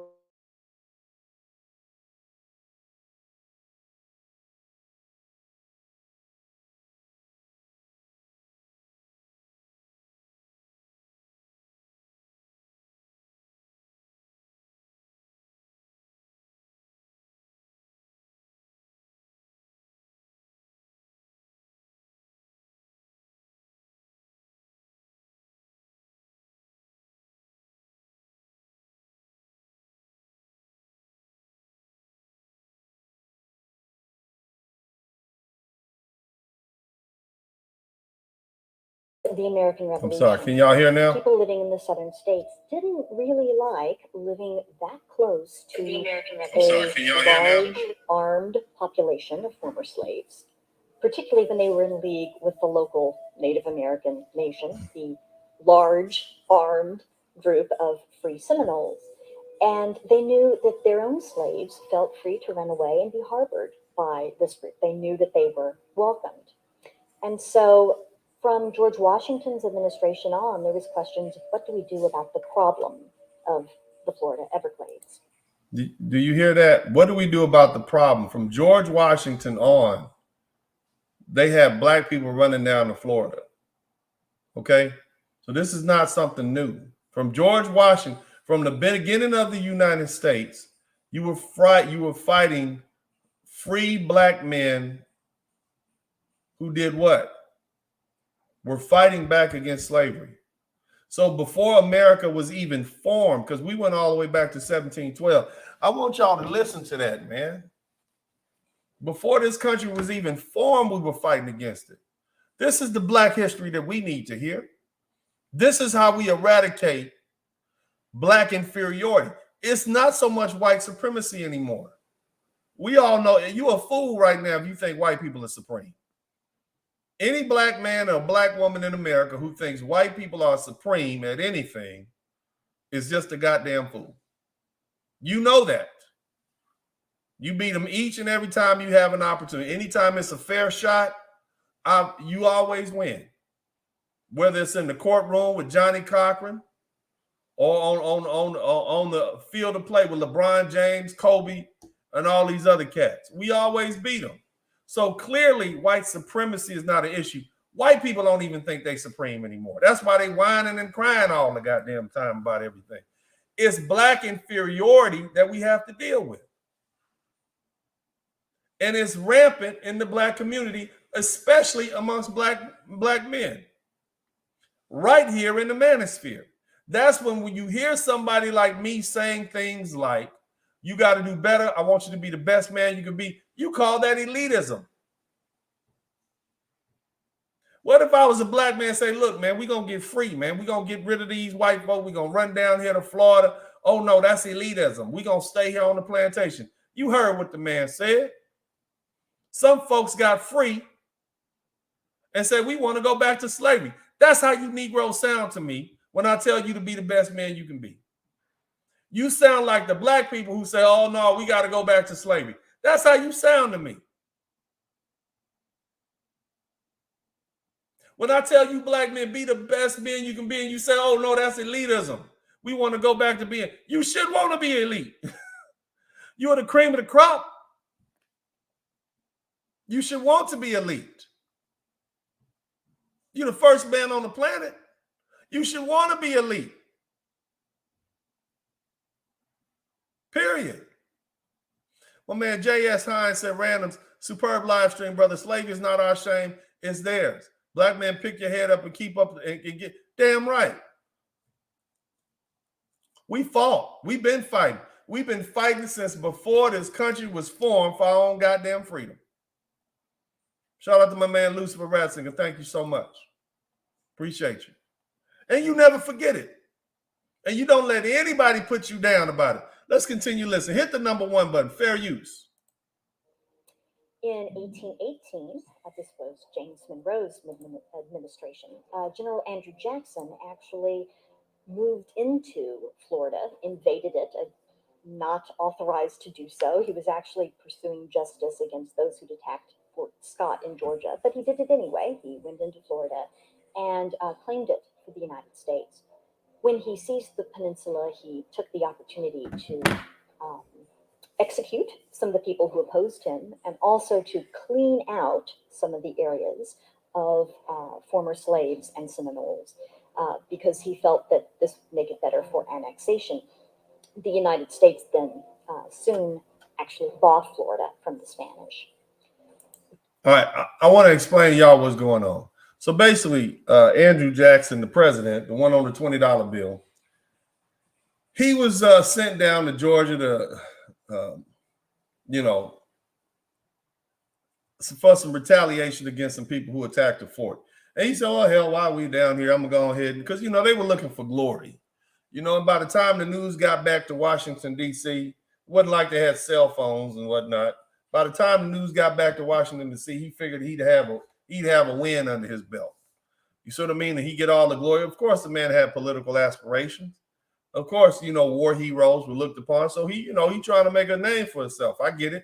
So he said, well, I'm just going to go down here and kill up all these Negroes and goddamn Indians. And I'll make a big name. It's an easy fight. You know, we've been fighting Indians. They can't do nothing with us. And I'll make a big name for myself, make these white folks out down here in Florida happy. They'll speak good things about me. And so he went down there, went and invaded Florida, killed off a bunch of folks, basically cleaned it out, as they say, and prepared it for what? Annexation. Annexation is what they did to Hawaii. That's why Hawaiians are still mad. You invaded our country, you took over our capital, you captured our queen, Lililani, and now you just say, hey, now we declare this to be our country. That's what happened to Hawaii. That's what they were trying to do to Spain. I mean, that's what they were trying to do to Florida, which was owned by Spain. We just don't take it. But basically what happened, the Spanish looked at it and said, well, hell, they done took it anyway. They got an army down there. So what are we going to do? We just sell it. We just sold it to them, right? But now you still have the problem of what? Those Indians and those black people, the Seminoles who went there to get away from white people, and those black people who went down to get away from white people in their slavery. One was getting away from enslavement. The other one was getting away from encroachment and colonization. Nobody wanted to be around the white folks. That's what all those Seminoles had in mind, in common. My man Lucifer Ratzinger said, fact, slavery was a choice, and those black men of that time knew and understood that. Those men and women fought alongside. And you know what? It's hard to admit, but you either have death or you can remain enslaved or you can fight for your freedom. So there was a choice. Just some hard goddamn choices to make. That's what was happening. And a lot of people don't want to accept that because a lot of you fear death more than you. Some people just don't feel the way you do. Some people think a life in an enslaved life is not life at all. And they say, I'd rather die fighting than be enslaved. That's what they mean. That's what Lucifer Ratzinger means by slavery was a choice. And in this regard, you see what choice these brothers made. Now imagine if all these brothers and sisters here and decided, I'd rather die than be a slave. Now you got 4 million black folks saying, no, I'd rather die than be a slave. What would happen? But as long as they got you feeling inferior, as long as the system of white supremacy, which tells white people they're better, but simultaneously tells you're inferior, as long as you believe that part, you're going to stay where you at. You have got to change your mindset, black folks, especially black men. When you start changing your mindset and say, you know what? Hell with all that. You got to do it. We're dealing with inferiority complexes right now. Large scale. And not all of us have that. But right now, when you look at it, it's like, why are we feeling inferior? If middle class is the thing to be, and you got 60% of black men in the middle class are wealthy, America's about making money, and it looked like 60% of black men are on the right path. Why do you feel inferior still? Why do you still let people tell you what you can't do, and you see 60% of your brothers have done it already? And even some of you in the 60%, you still making excuses for what you can't do, and you did it. That's inferiority like a mug. You understand me? Let's continue listening. When Jackson became president, he decided to make sure that the Black Seminole communities were moved out by force. So he pursued this in his policy,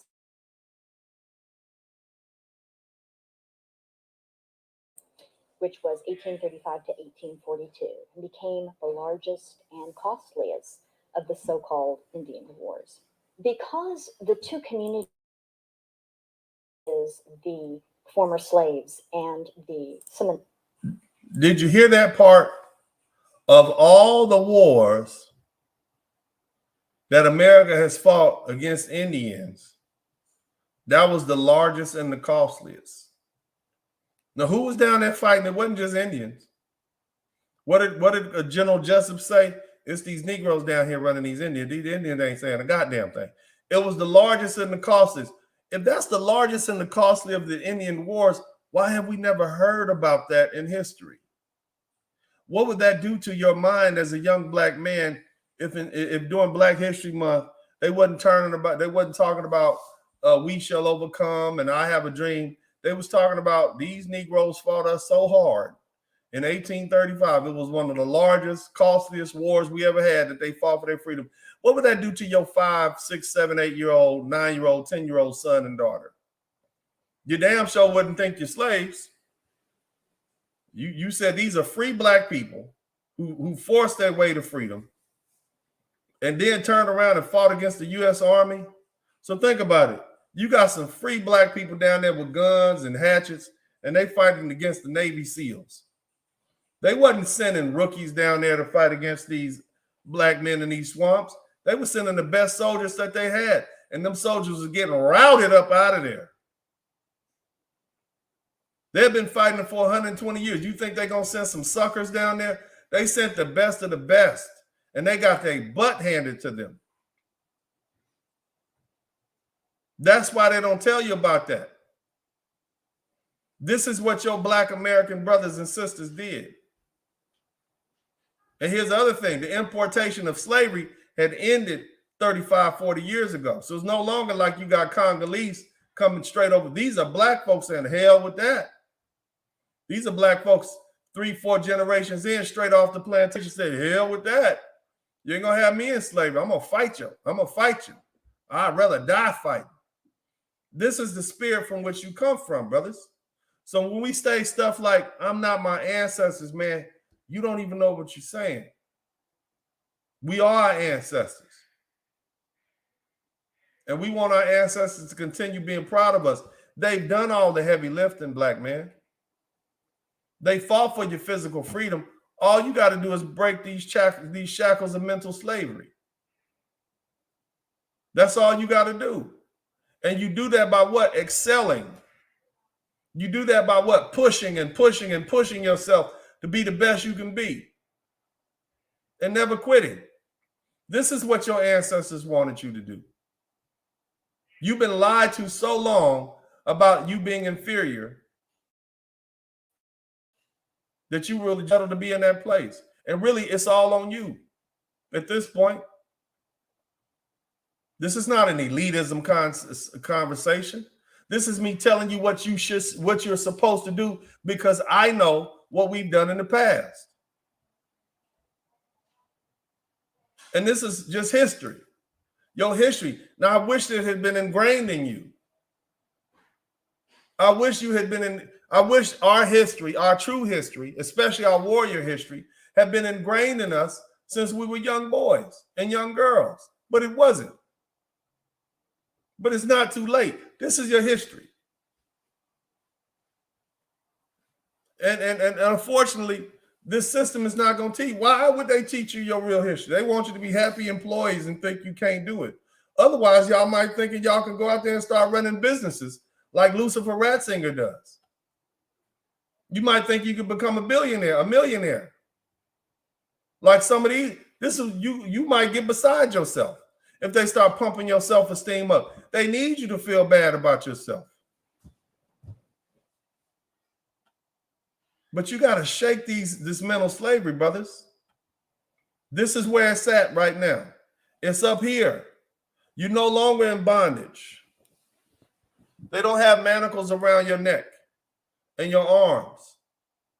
The bonds are here. The chains are in your mind now. And you got to break those chains. You got to do everything you can. I can do whatever I want to do. I'm a free man. What do I tell you guys on this? The whole world is belong. The world belongs to whoever's strong enough to take it and hold on to it. These are the things that I preach here. I will never allow you to lay down in front of me. I will never see you down and crying and whining about what you can't do. I will never allow you to do that. I don't care how much you all hate me. I don't care what you say. That's not acceptable, especially as black men. But let's continue listening. Seminoles. When the Seminoles were attacked in the Seminole War, this led to an uprising of the former slaves.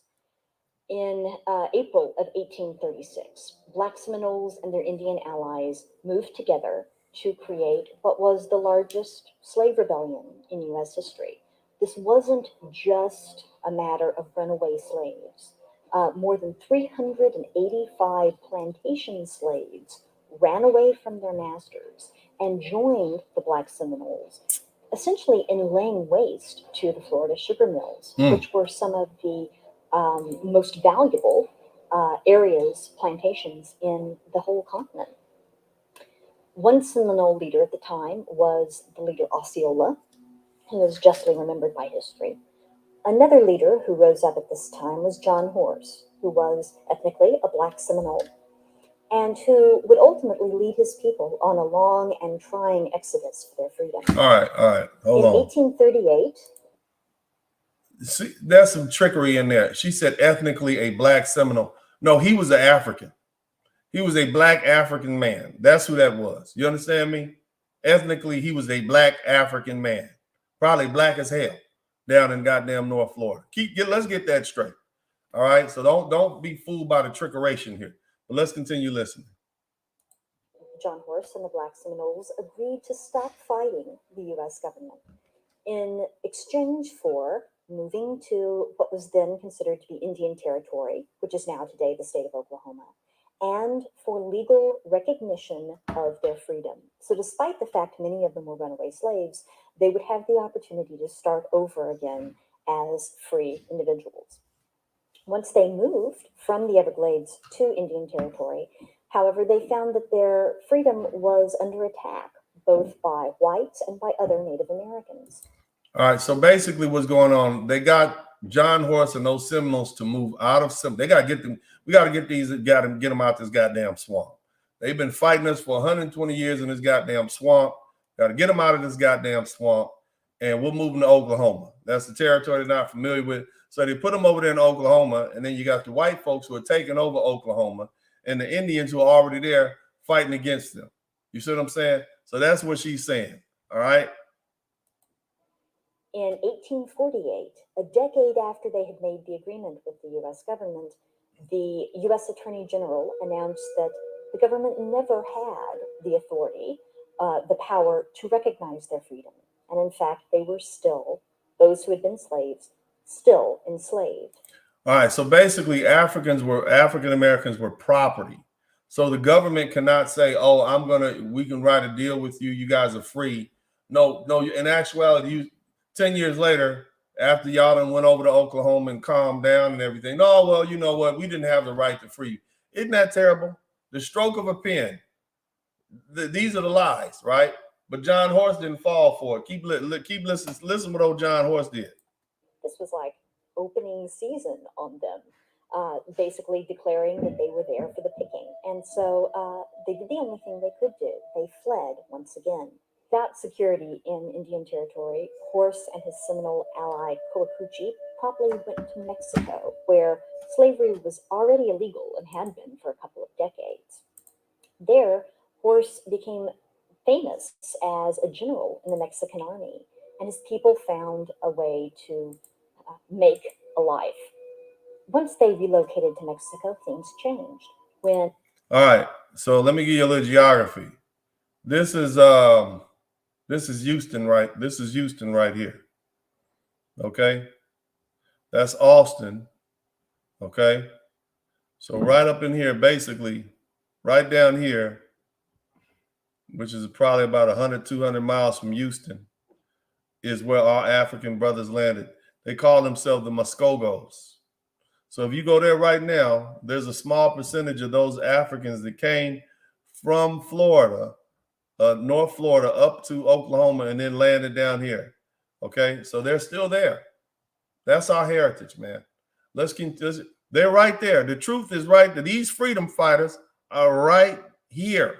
Okay, so if they ever wanted to do a movie, this is not made up. They are right here. I'm gonna pull some pictures up so y'all can look at them, but keep listening. Slave catchers from the Republic of Texas went over the border to try to find the runaway slaves. now free men, they met resistance not only from the Black Seminoles, but also from the Mexicans and the Mexican army itself. Eventually, the Black Seminoles, led by Wars, gained legally recognized Mexican land, nacimiento. Why isn't this recognized today? Well, for one thing, historians tend to be historians of Native American history or historians of slavery, but there's not many that move among these subjects. And it's a bit confusing because you have both the issue of runaway slaves and the issue of Native Americans kind of blended together. So it seems to fall through the cracks. Tradition is that Nat Turner's rebellion is the big turning point in the history of slavery and slave revolt. That happened before the rebellion of the Black Seminoles. So it doesn't really fit the traditional trajectory. And perhaps most importantly, it really represents a blemish on U.S. history, not only because of the poor. What she means is they got their ass whooped. Number one. Number two, they outright lied and turned their back on these people. Say, "Oh no, you're slaves again." We don't. So it's just that's why they don't want to talk about it. Would you want to talk about that? Hell no. Let's continue listening. Treatment of Native America as represented by the Seminole War, not only the poor treatment of African Americans through the device of slavery, but also because this group really did manage to negotiate a separate peace with the U.S. government, and 10 years later, the government turned their backs on them. So it's, in multiple ways, a difficult story for people of the United States to tell. But it's worth remembering that it's a difficult story for the people of the United States to tell. Why? Because then they would have to admit we got our asses whooped by these black folks, and black people weren't just these happy, easy to get along with happy slaves that we decided to let free. No, they fought for their freedom. It got so bad we had to free them, and then what flowed from there was we just gotta let them go. Let's keep listening. Community of freedom fighters trekked from Florida to Oklahoma to Mexico and found ultimately peace and freedom and prosperity in lives that they could direct as their own. I recommend highly the website johnhorse.com for more information. All right, fair use. I hope you guys appreciate that. We'll take a quick commercial break. I got my man up in here, Alvin Holden. We'll do something. We got to get a little break in here, man. I got to pay the bills, man. I got a sponsor right now, man. I want y'all to make sure y'all check my sponsor out. I got to see if I can pull this thing up real quick. Hold on 1 minute. Let me pull my sponsor's video up. I told him I'll play it. We'll be right back. The world in which we live has entered into the greatest health crisis in human history, with half of the world infected physically, while the other half wholly rejecting the idea of a vaccine injection for fear of adverse side effects. And with some coughing and whatnot. And so a friend of mine sent me VK Platinum. And I've been taking this stuff and it's been really helpful. So I want to suggest to you guys that this is a good black-owned company and they got these vitamin supplements. It's been very helpful for me. And I would hope that you guys would follow. All right, oops. This is spray right here. It's good for you when your breath is hot anyway. But check out VK Platinum, fellas. All right, so we ran that. So here I want to share this view with, hold on, let me see if I can get that to clear up. This is right. I want to look at this brother right here. Look at that. Look at that. See this dude right here? This right here is one of the descendants of those Black Seminole Indians. Just across the border, this Mexican community also celebrates Juneteenth. The Southern Underground Railroad, which we never hear about, formerly enslaved people reached freedom in northern Mexico. One village here has observed Juneteenth, Dia de los Negros, for 150 years. Why do you think it's been 150 years? Because that's when they got there. Here's another one, Mexican village. Look at these folks right here, right? Some of you Mexicans down there, you keep that in mind. Los negros. ¿Tú estás los negros conmigo? Tú es mi hermano. Tú no blancos. Escúchame. But anyway, brother, welcome, Alvin. How you doing today, sir? Great, thank you. Uncle D, can you hear me? I gave that long ass history lesson. Nah. I needed that. I needed that. See, that's what we've been missing, man. That's what we've been missing. Because that's the you know, I think that we have a lot of shame with slavery, and it's not and we haven't, the majority of us haven't gone the extra steps to learn the history. And so it's hard to be proud of such a history when you don't know anything about it, right? You know, if I was an Italian and I was like ancient Rome and the gladiators, and there's so many things to be proud of, you know, we're not connected to Africa. Most of us don't know what part of Africa we may or may not have come from. So we've got this void where there is no kind of a pride or dignity in who we are. And these are the types of stories that we need to hear to kind of build us back up again. And they've been intentionally forgotten. And I know because I went looking myself. Like I said, I've been on a 2-year journey myself of re-educating myself about the American history, Black history, and these are the things that come up. And it's funny because, again, it'll coincide with a lot of the legislation that has been passed for the country. A lot of it is based around these events. So thank you more than anything. Well, the thing is, it's not so much about just knowing history, it's applying it. And we need to hear this right now, because you got a lot of brothers who are already defeated. When I tell them, hey, brother, stand up, be the man you're supposed to be, you hear the stuff they say on my page. You're an elitist. You think you're better than us. Like, bro, are you kidding me? Do you not know what our people accomplished with far less? Man. They didn't have cars and cell phones and money and bank accounts, pens and paper. They had their arms, their feet, their hands and legs. They didn't have air conditioning. Hell, they didn't even have mosquito spray. No. And they took on one of the biggest governments in the armies in the world and won. Yeah. How do I know they won for 120 years? Because it took 120 years to get them up out of there. Yeah. To me, that's a win. They had to say, look, we're just going to let y'all go to Oklahoma. Yeah. We're going to let y'all go to Oklahoma because we don't want none. Washington was dealing with, all the way up until President Lincoln was dealing with these African warriors who had found themselves down in Florida. And that's just the Gullah Wars. We didn't even talk about the uprisings in 1712 in New York. I mean, that's why I started. And see, the thing is, man, we have got to be proud of being Black people in America. You call it descendant of slaves. No, we're descendant of warriors. We're the people that keep fighting, kept fighting, and been fighting, and never stop fighting. Yeah. You see what I'm saying? So we can't let people punk us like that, man, and make us feel bad about our heritage anymore, man. You know what I'm saying? That's all I'm saying. I will. And so that's one aspect I want to deal with. And the other aspect, seeing what you saw now and what our ancestors did and how victorious they were against the military, U.S. military. How can we now use this information to try to get rid of this Black inferiority complex that so many young Black men have, and older Black men? I can't do it. The white man won't let me.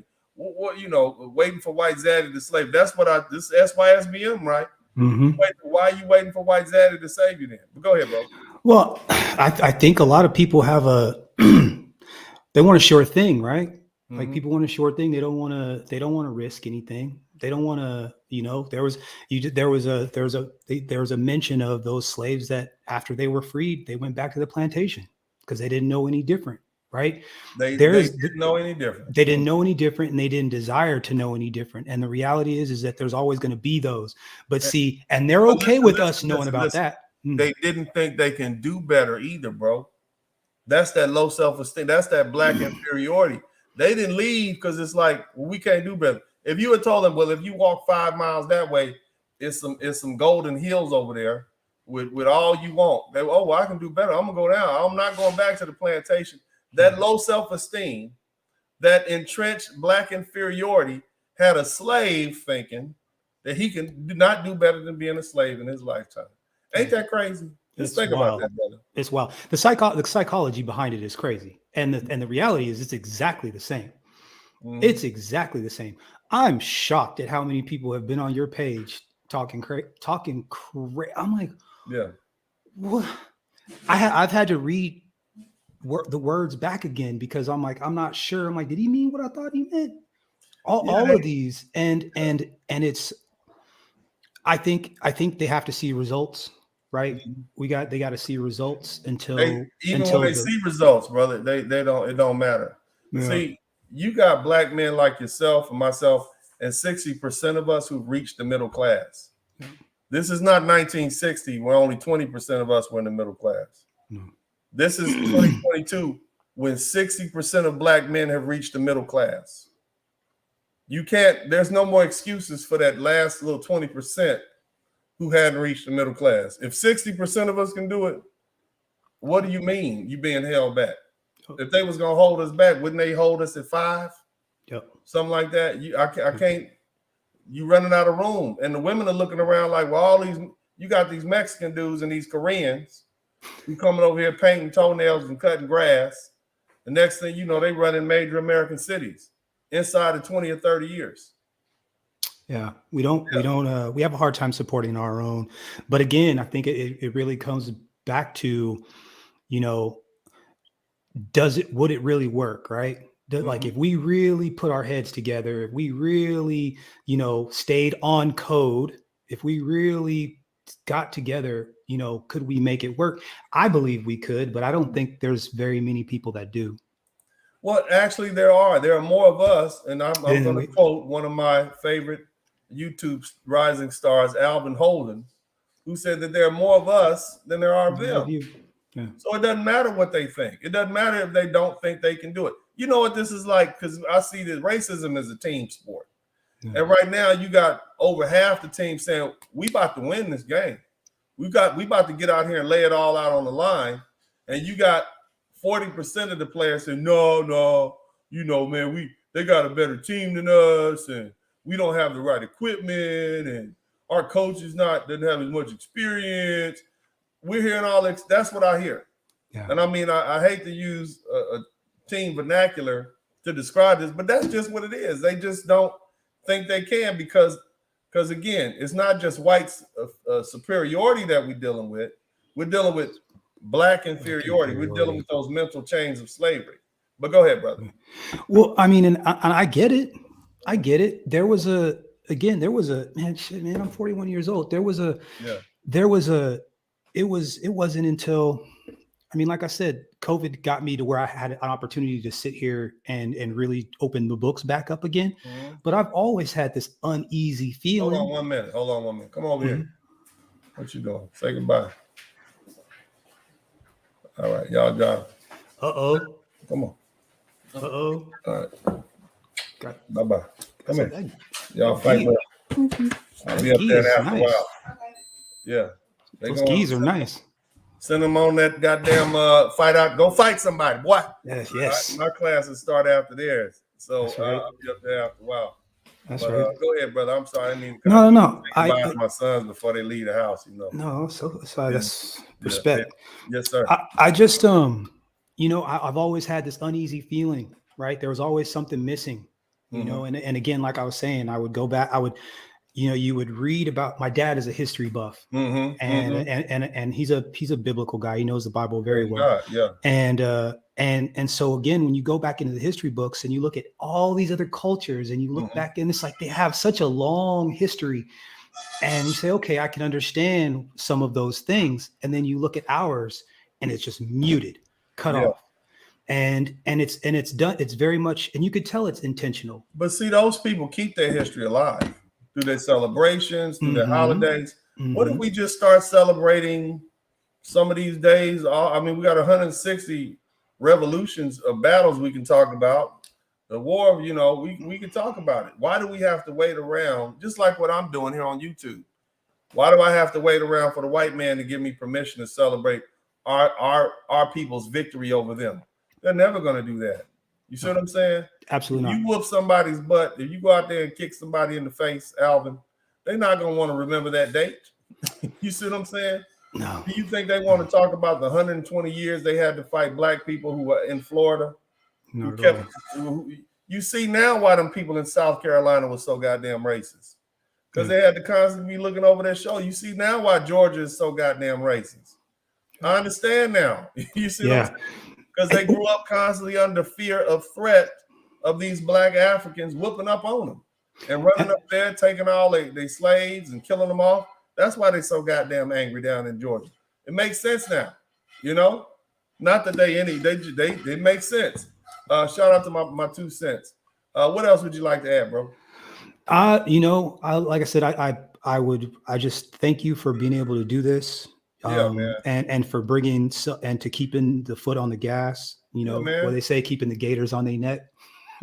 I'm not gonna ease up off of them because I'm tired. I am tired. I am so tired of this of the same old. Yeah. And I'm tired of the people that shouldn't be our voice being our voice. Exactly. You are not these Pookie and Ray Rays and these ignoramus, you're not allowed to speak for me. No. I'm going to speak for myself. No. Me and the 60% of black men who reach the middle class, we don't want you speaking for us anymore. Yeah. All that thuggery and all that, no, it's over. No. Your day is done. You know, all that EL, you trying to shame educated black men, that's done. That's why your ass is some goddamn Pookie predators and Ray the rapist now. So if you want to pin us as educated lanes, well, you're a cockroach. You're a cockroach predator Pookie, and the other ones, you a Ray the rapist. Y'all gonna learn to shut up. You can't. How you think you was gonna win this fight? See, I'm not one of them brothers. I'm not that nice. No. You know, I didn't have to. Well, you ain't even from the hood. You can't tell us about hood life. I'm like, dude, brother. I was hood before it was fashionable. You see what I'm saying? I'm not. You know, like I don't want to hear it. Yeah. You don't have any excuses with me. If I can do it, you can do it. When your dad was a lawyer, my adopted father who lived in Texas while I lived in South Central LA, yes, he was a lawyer. But with that, between that 1,000 miles, there was a whole lot of gangster Crips and bullets and police that could have shot me. Yeah. Now, thank God for the influence that I had. But no, and you know, the thing is, and I'm going to talk about this in my Father's Day series. Big shout out, not father, but shout out to Mr. Palmer. I've been promising him that I'm going to do a comprehensive study and get rid of all the stereotypes about black fatherhood. My father was not the father that I am to my children. I appreciate him, but he couldn't be.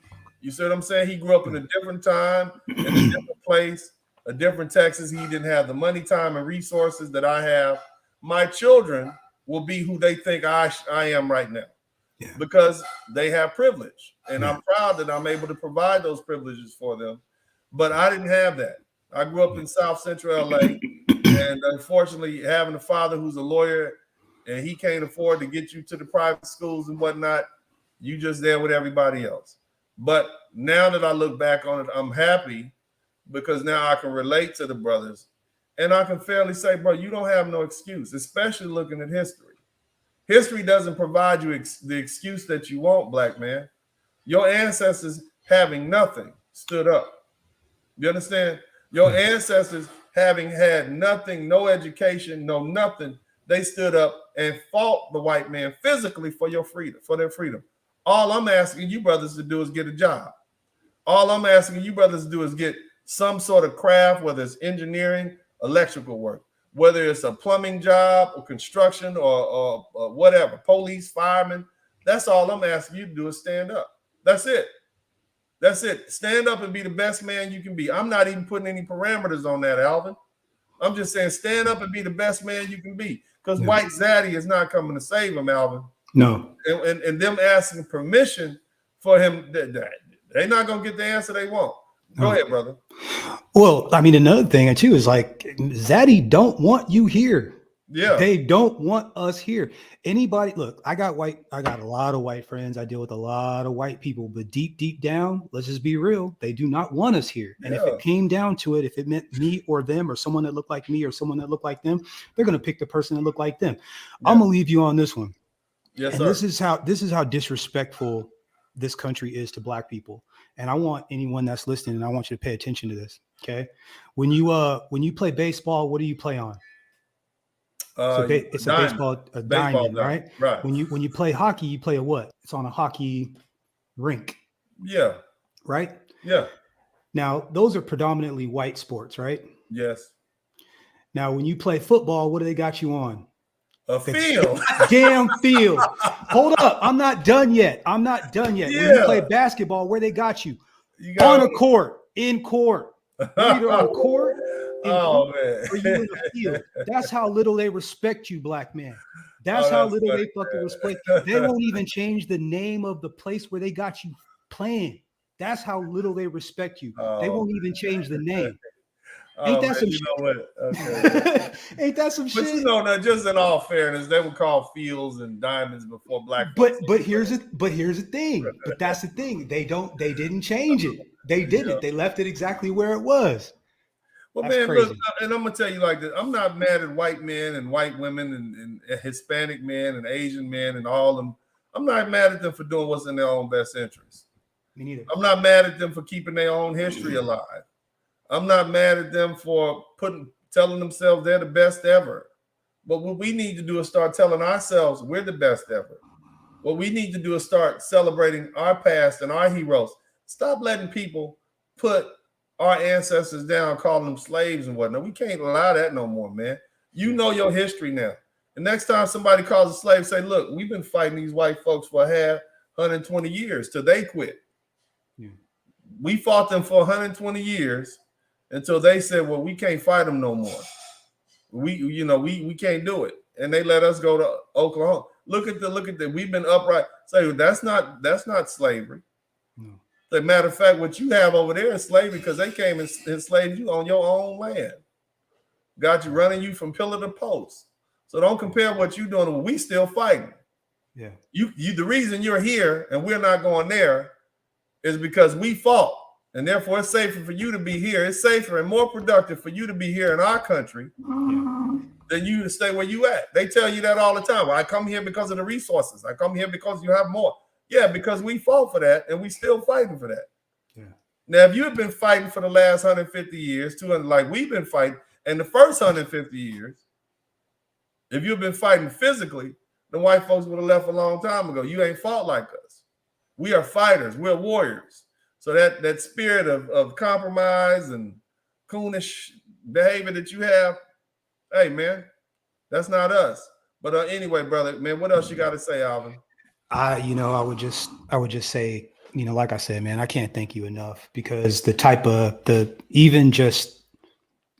type of pride in just a small portion that you just did, just touch me in a place that you get excited in a way that it's not typical, right? Mm-hmm. You're like, you know what, I'm hearing something I needed to hear because it's waking me up in a way that because I was running around working and once you got started, I was like, let me hurry up and get home so I could jump on here really quick and at least give you and at least say thank you in person because we need to hear more of this and I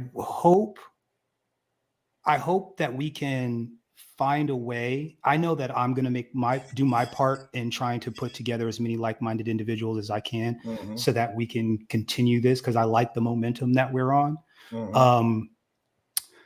I like the fact that, because we can't wait, right? Like we can't wait for anybody else. We can't wait for, trying to get this group or that group or whatever. We just kind of have to kind of do it. And it's always going to have to be that way. And I think the second we realize that, the second we start to get a little bit of pride in ourselves, and you said it right. You hit the nail on the head with that, just a Black inferiority complex. And because just hearing it hurts my ears, and it pisses me off. But when you look back at what's being said and what's being done, that's the truth. Yeah. It's the truth. White folks couldn't keep you down if you thought you were better than they were. No. That's why you can't keep the white folks down because they think you better. They will do anything they can to win because they feel deep down inside in their bones that they're better than you. Yeah. And so, unfortunately, that's what it does. But see, it's eating them up because now when they're confronted with the fact that they're losing their country, their land, the world, resources, it bothers them. And so they're, over ODing and doing all sorts of crazy stuff. We're all equal. And I went to the mosque this weekend, Mosque 45, and I took my boys. I think I put a couple pictures up for everybody to see. I saw that. Pull that up, man. Yeah. I saw that. I go to the mosque and I go to the Nation of Islam Mosque because it's very masculine there. You understand? A lot of strong men in there. And I like to hear other strong men talk. And I want my sons to hear other strong men talk. And it ain't all this punk talk, all this compromise and whatnot. And they're not even there talking about, hey, kill the white people. That's not what they're doing in there. They're talking about black people, black men specifically, being the best men they can be. And I enjoy that. I appreciate that, man. And I do the very best I can to instill that in my sons. And, we're Christian. And, we love Jesus. I was born, a Southern Baptist, and I'm going to die a Southern Baptist. But I do enjoy going to the Muslim mosque to, fellowship, or they call it a meeting, to fellowship with the brothers over there. And I invite all of you brothers to do that, man. Don't let, if they can have Andrew Jackson, this murderous savage, right, on the cover of a $20 bill, you better not let them keep you away from your brothers. That's me and my sons. Got that fresh bean pie. I don't know if y'all had a bean pie. Bean pie is some of the best pie you can eat. But you see the brothers in the FOI over there, the ladies, all covered up. So I say all that to say, man, you got to be. You have got to get rid of that inferiority, and you need to go where you need to go. That people talk strong, act strong, talk masculine. We want to be conquerors, not the conquered. Yeah. See, the ones that have that that inferiority complex, that black inferiority complex, they're the conquered, and that's how they want to keep you. Yeah. They want to keep you conquered, and I'm telling you, you're conquerors. Yeah. And I've showed you what your people did. I showed they fought the U.S. government for 120 years coming out of Florida. Not just that, but look at all those other uprisings. Yeah. Look at all that. White folks is paranoid as hell. They couldn't sleep at night. You had that brother down in the German coast. So the goddamn the mulatto slave driver was the one in charge. Like, who can we trust? You see what I'm saying? Well, knowing that history makes again, that now you're like, okay, this makes a lot more sense. Yeah. This makes a lot more sense. When you had delete laws on here, they were talking about gun laws for a split second. Right. Same kind of thing, right? It's like, we can't have it with guns. This makes a lot more sense. When you had delete laws on here, they were talking about gun laws. Yeah.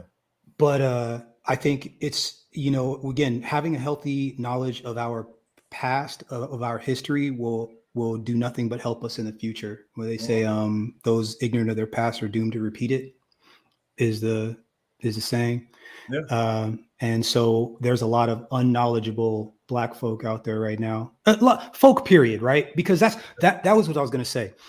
The beauty of racism, and at least the beauty of the United States' racism, is that there's plausible deniability. Mm-hmm. Meaning that a lot of white folks can go their whole lives and never punch a Black person and never do anything negative to a Black person, but completely support the systems that keep us where we are, keep the things in place where we are.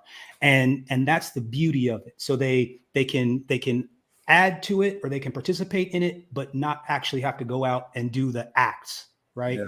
They have the police for that. They have the slave, patrol for that. Yeah. See, the thing I want to point out, man, I want to just point this out to you guys. It's not white supremacy, racism that's our problem. We're our problem because we have Black inferiority. When we stop believing that we're inferior, we will be. Now, some of us don't believe that and never bought into it. And you see how successfully their lives end up. And, well, you're just special. You didn't know. We are our own worst enemy at this point, brothers. And we need to get out of our way. And it starts with us. It doesn't start with these women. These women are not going to help you do anything. They just going to follow along. They're going to follow it best. Okay. Yeah. But anyway, hit the W if you appreciate this conversation. And I hope you guys do. Hit the W. I want to make, and somebody said the super chat is not working anymore. Did Facebook, did YouTube demonetize this? Y'all let me know. Give me $2, $5. I just need to know. They be trying to get you. Somebody contribute. Yeah, they don't like my program. They be trying to get you. I wear a coat and tie, man, and I got a suit on and stuff. I cuss a little bit, but they don't like this. This is not the sort of, and I'm not one of these pro-black dudes. I'm pro-black man, which is more dangerous than being pro-black. Empowering black men poses a threat to the system. Because what happens when you get a bunch of black men who begin, a bunch of any other kind of men who begin to feel good about themselves, who begin to feel like, hey, we can conquer, we can build. That's dangerous for the status quo anywhere. You see what I'm saying? And then the other thing is, it makes other men who are used to being lackluster uncomfortable, Alvin. See, if you're used to being able to hide behind excuses of why you can't do it, it's the white man's fault. You uncomfortable when you start seeing people like myself and you and what's my young brother? I forget, Negro. What's his name? All you other brothers. Yeah. It makes them Vintage uncomfortable. Negro. There's a movement happening. Yeah. You know what I'm saying? Vintage Negro. There's a movement happening of black men saying, hey, enough with the goddamn excuses. And matter of fact, it's more of us than it is of the slackers. Yeah. So you don't have an excuse anymore. This ain't 1960, 1980. No. It's more of us than there is of you. You see what I'm saying? So you're going to have to move with us, brother. We're going to carry this team forward. And a lot of y'all don't like that. Y'all can call it elitism. You can say it's educated lanes versus, what do they call it? No. The brothers, the blue collar brothers hate y'all more than we do because they actually getting out there turning wrenches and pipes and stuff like that. Yeah. They out there pulling lumber down and cutting down trees and stuff. And so they really don't like a shiftless man making excuses for why he can't succeed because they're using their bodies. They're using their hands. They're using their arms and their backs and their necks. So they really don't like y'all. Yeah. You think I don't care what you do. As long as you ain't running up in my house and trying to steal my goddamn car. But the blue collar brothers who got to live with you, who got to live next to plumbers, electricians, those people that have to live in those working class neighborhoods, they hate y'all. Yeah. It's not me. They hate y'all. Yeah. You see what I'm saying? So I'm trying to save you from ass whooping. Okay. So just keep that in mind. But all that educated lame stuff, y'all need to stop. Y'all want me to ease up? Because see, it's funny, man. And I'm gonna say this, and I'm gonna talk about this a little bit more. It was all good till I start calling for their eradication. Then you play too rough. You play too rough, Uncle D. You saying eradicate us. You playing too rough. It was all good when we was educated lames and they was winning, but then I said just treat them like roaches and get rid of them. Oh, you play too rough. Oh, notice that the crying came out. Look at the internet. Google Dennis Sperling. He said eradication. Clutching pearls. Y'all just pull your goddamn skirts up on us, huh?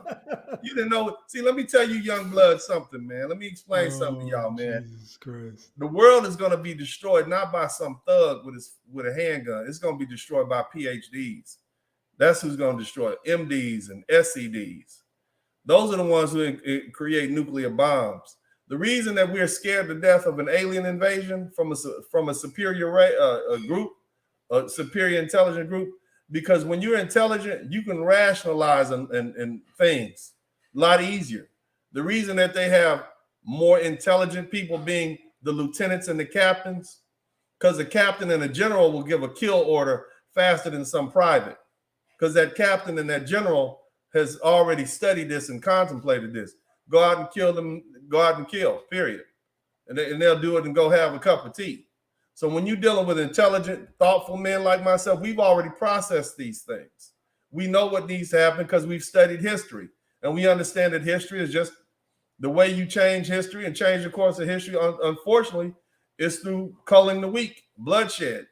You see what I'm saying? So for me to say, yeah, we need to get rid of the rapists and the child molesters and the predators that have destroyed the Black community, that's very easy for me to say because it's obvious that that's what has to happen for us to have a righteous, moral Black society that we need to live in. And the fact that you got the Nation of Islam leaders, Minister Farrakhan, Malcolm X, all these other people, including the Hebrew Israelites, saying everything, along with many of the presidents around the world, it lets you know that that's where it is. So that made them, that was too rough.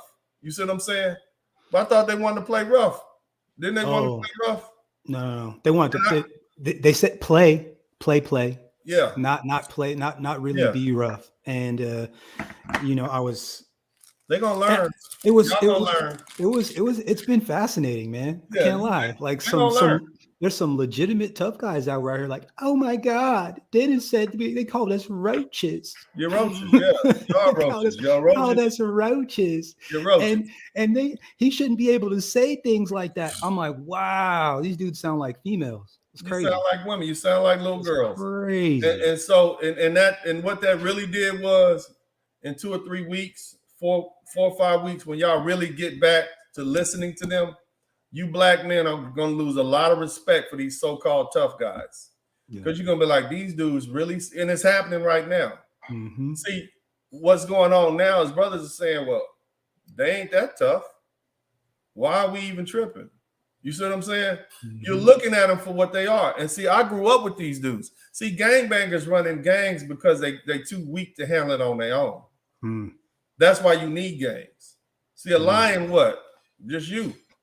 Yeah. You see what I'm saying? But what? Hyenas and dogs run in packs. Lions don't need no help.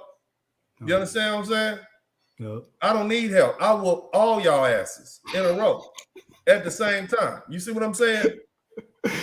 Because I pull what we used to call back in LA, I pull your whole card because I know who you really are. You're really a bunch of cowards and you hide behind that false bravado. No. And at the end of the day, y'all really just scared little boys. Yeah. And I'm a grown ass man. And I know what you're scared of. You scared of responsibility. You scared of being called out. You scared of having to put up or shut up. That makes you uncomfortable because you're afraid.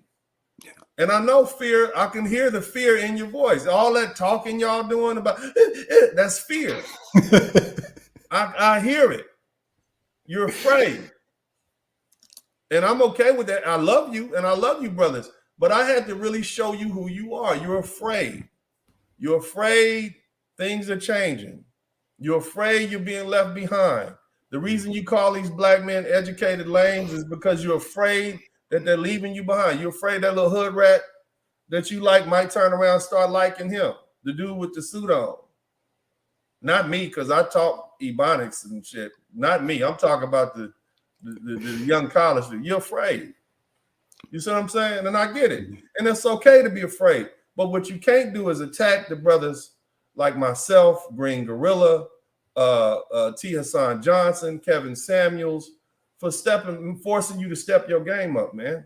Yeah. You can't, Dr. Ronald O'Neill, you can't get mad at us for saying it's time to step your game up, man.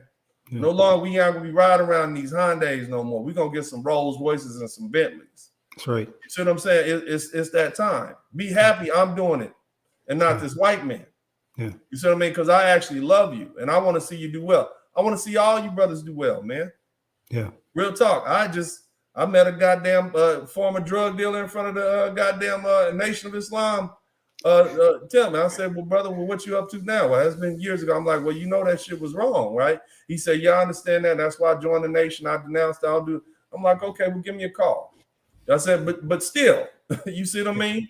You got to spend the rest of your life denouncing what you did in the past, not bigging it up, not making other youngsters think it's the right thing to do, and you got them headed down the path of destruction. You see what I mean? That's not how this works. You see what I mean? You denounce that shit, and we move on as a group. But anyway, y'all better lead. Look, don't. I'm not the one. Uncle D is on what they call it. I'm on the firewall now. Uncle D is on the fire. This is Gitmo, and I'm doing Overwatch. I will pop your ass. So keep that bullshit out your mouth. Keep that EL bullshit. Keep it kosher. You respect me, I'm gonna respect you. But when you start talking about educated lames, I'm one of the most educated people on on Black YouTube right now. So who the fuck are you talking about? You see what I'm saying? You talking about me, and I got smoke for your ass. All you drug dealers, all these dudes hiding behind these little icons because you don't want your parole officer to see you with your dirty t-shirts. You scum, you know you're scum, but I still love you. And here's the crazy thing, man. For years, a couple of years almost, I ignored most of the shit they said until they started attacking Dr. Tia Johnson and Dr. Ron O'Neal and the Green Gorilla. That's when I had a problem for you, because those are nice men. Kevin Sam, those are nice guys. They're kind. I'm not like them. I'll fuck you up and laugh about it. Yeah. You see what I'm saying? I really meant that shit that I said. You deserve death. And I think people really understood that I really meant that. I'm not like them. You see what I'm saying? I done seen dead bodies on the street. I done cousins dying and shit in my arms. Yeah. I'm not like them. Yeah. My shit is fucked up. I wish that I hadn't had to endure all that I had to endure growing up. I thank God that I'm who I am, but I'm traumatized from childhood shit. Even now, I've been to therapy back in 2015. They like, man, you should have shot yourself in the head a long time ago from what you dealt with. Yeah. You see what I'm saying? So I'm not like them. Yeah. You know, so what I'm telling y'all is give them brothers they space. Give Dr. Tia Johnson, Dr. Ron O'Neal, the Green Gorilla, Kevin Sam, give them their space, and you're gonna have to deal with me, and I'm gonna get rid of your ass. You understand what I'm saying, fellas? I want all y'all to hear me very carefully. Leave that EL shit alone. Stop disrespecting these brothers because you're afraid of being left behind. Because you're afraid that little hood rat bitch is not gonna want to be with you no more when she see this little college boy. So you constantly talking about who fuck better and who don't. You big dummy. You weed smoking motherfucker. You dirty t-shirt, 40 ounce drinking ass. You think you can outdo one of these college athletes in the bedroom? They will wear your girlfriend out. Wow. You understand what I'm saying? That's an EL for your ass. This nigga's running a 4.1 in the 40. You see what I'm saying? Built like Shaka Zulu or something like that. And you think you can outdo that? That's what college boys is doing. You understand me? So that's stupid for you to say that he better be tougher. He'll whoop your ass. That's what he'll do. I had to fight some of them young motherfuckers over at Texas Southern. Them niggas strong. You know, in the karate class and stuff. After about 2 or 3 minutes, I'm like, man, I ain't, you know. They do build them a little different in Texas. So y'all need to cut that shit out. Y'all want peace in the manosphere? Just shut the fuck up. That's what you do. Stop talking shit. You'll have peace. That's all I'm saying. Like, but if you want war, I got you. Did they not see the books? Hold on a minute. Did you guys not see that I wrote 3 volumes? Hit them with the books. Pages of books on how to maintain peace of mind and happiness in a conflicted world. I'm the conflict king over here. You understand? I undermine all y'all arguments in 2 weeks. You went from being tough guy thugs to Pookie Predator Roaches and Ray the Rapist. That's what you went from. And one dude did that to all you motherfuckers. So do you really want some more? Okay, so here's my olive branch. Let that shit go.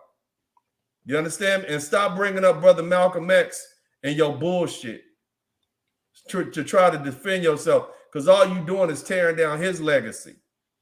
Yeah. All right, so this is going to be the last week of me burying you motherfucking cockroaches. Excuse me for cussing. I'm going to bury y'all this, and I'm going to let the shit go. But if I hear any motherfucker talking that shit about EL shit again, I'm going to come back, and it's going to be worse. I'm going to start pulling prison jackets and talking about how many of you motherfuckers been raped in prison. I know you motherfucking wardens. I'm going to pull your not your criminal record, you dumb motherfucker, your prison jackets. The shit, the little conversations you said slick behind the door to the PO, to the correctional officer, and how you got somebody fucked you in the ass and shit. I'm going to bring all that shit up. I'm going to expose the shit is going to mysteriously get leaked onto the manosphere somewhere, and everybody's going to know what kind of shit that you did while you was in prison with your little dope dealing asses, your little wannabe tough asses. I'm going to tell you what them old dudes did to your ass in prison. So keep playing with me. Now, some of y'all who know me, you know I'll do it. And I ain't going to have no emotions about it. Period. Because you deserve it. So just let it go. Just let it go. You can't win this. Sometimes Some people come along that you shouldn't have fucked with. I'm that guy. And I love you. Yeah. I'm your big brother. I love you. I want to see you win. I don't want to bring up your fucking past, but y'all need to let these young brothers who are educated go on and feel good about themselves. And so we can get more young educated brothers who are engineers who are willing to help build. That's what we need. We don't need no more thugs and rappers and gang. We don't need no more of that. Yeah. We need builders. We need good fathers. We need men. That's what I want. You understand me? And so you guys, you unaccomplished dudes, you feel threatened because you got dudes on the internet talking shit about and making you feel bad. Your woman looking at you sideways. Well, why you can't do that? That ain't my problem, man. But see, the thing is, you can't use that excuse of white supremacy no more because you see what your ancestors did with far less. You don't have those excuses no more, man. And we don't want to hear that. It's more of us than it is of you. We love you. I got some ridiculous ass, gangster ass, dope dealing ass cousins right now. I love them motherfuckers. They impress. I get 2 calls a week from the penitentiary. 2 different goddamn penitentiaries. Y'all should hook up and I don't know, maybe y'all should get to the same jail or something like that. Keep each other company. I love them motherfuckers, but they some pookies too, some predator pookies at that. And I love them, and I want to see them do well. But what you're not going to do is tear down the brothers who've done well, trying to soil their reputation up. You're not going to do that, not on my watch. And I hope that there's somebody out there who hears me. I want you brothers to take my place. I don't want to do this shit no more. I'm tired of fighting. I tell my fiance all the time, I'm fucking tired of fighting. I gotta, I just won my goddamn custody agreement with custody battle with my ex-wife. That shit took 2 years. I got another one I've been fighting with my baby mama for the past 7 years. That trial is coming up in March. You understand? I got my own shit to deal with. But then when you make it uncomfortable for young brothers like Alvin and you other young brothers who are trying to do good for them, that pisses me off. It really does. Because y'all know that hood life shit ain't shit. You know it ain't shit. And so stop trying to pub that up. Prison ain't shit. Shit. You know that. And you keep selling, you keep wolfing it up like this is your rites of passage because you sold some crack cocaine in 2015 and went to jail for 3 or 4 years. No, you're an idiot. You're an idiot and you committed genocide, you sold it to your own people, and your dumb ass got caught. So that's nothing that we want to look forward to. We want plumbers, electricians, engineers. We want construction workers. We want post office, firemen, police officers. We want lawyers, doctors, entrepreneurs. What is that shit called when they computer programmers, astronauts? That's what we want. That's what black men, that's what I want for you. You understand? And so this shit is going to die with me. It was my generation that started this thug shit, and it's going to be my generation that ends this thug shit. Before my generation, they wasn't sagging their pants and out there selling that dope. That's on me. So all you Generation X motherfuckers, it's on us to bury this shit. We can't let these children keep dying in our wake. They look up to us. Remember that. It's on us to bury this shit. So I appreciate what Dr. Tia San Johnson's doing. He trying to bury it. Kevin Samuels, he's trying to bury that image that we have. Green Gorilla, Ron O'Neal, they're trying to bury that shit, man. And I'm gonna fucking put a bullet in the motherfucker to bury it. You understand me? So y'all let that shit go, man. But anyway, I love you, brother. Thank you so much, Alvin. I appreciate y'all, man. I hope y'all appreciate this history lesson and this 20-minute rant. It's going for the record books. I'm sorry. Yeah, man. But anyway, man, it's all good. It is. I love y'all, man. I don't want my sons to grow up in the shitty ass type of world that I grew up where they had to bear the burden of those reputations, man. I don't want that. And so I mean that from the bottom of my heart. I'm gonna do everything I can as a man, as a black man, to change the reputation that we have. I'm gonna do everything I possibly can to change that reputation before I take my last breath on this earth. And I hope that you men join along. And anybody fighting against that, anybody trying to make it seem like it's something pathological or wrong with dressing clean and sounding proper when you speak or going to college, you my enemy. And I'm going to do everything I can to get rid of you, period. So, and make your life hard. But either way, man, shout out to my man, Alvin. I appreciate you guys. I appreciate everybody, man. This is Uncle D. As I always said this time, man, I'm out. Thank you.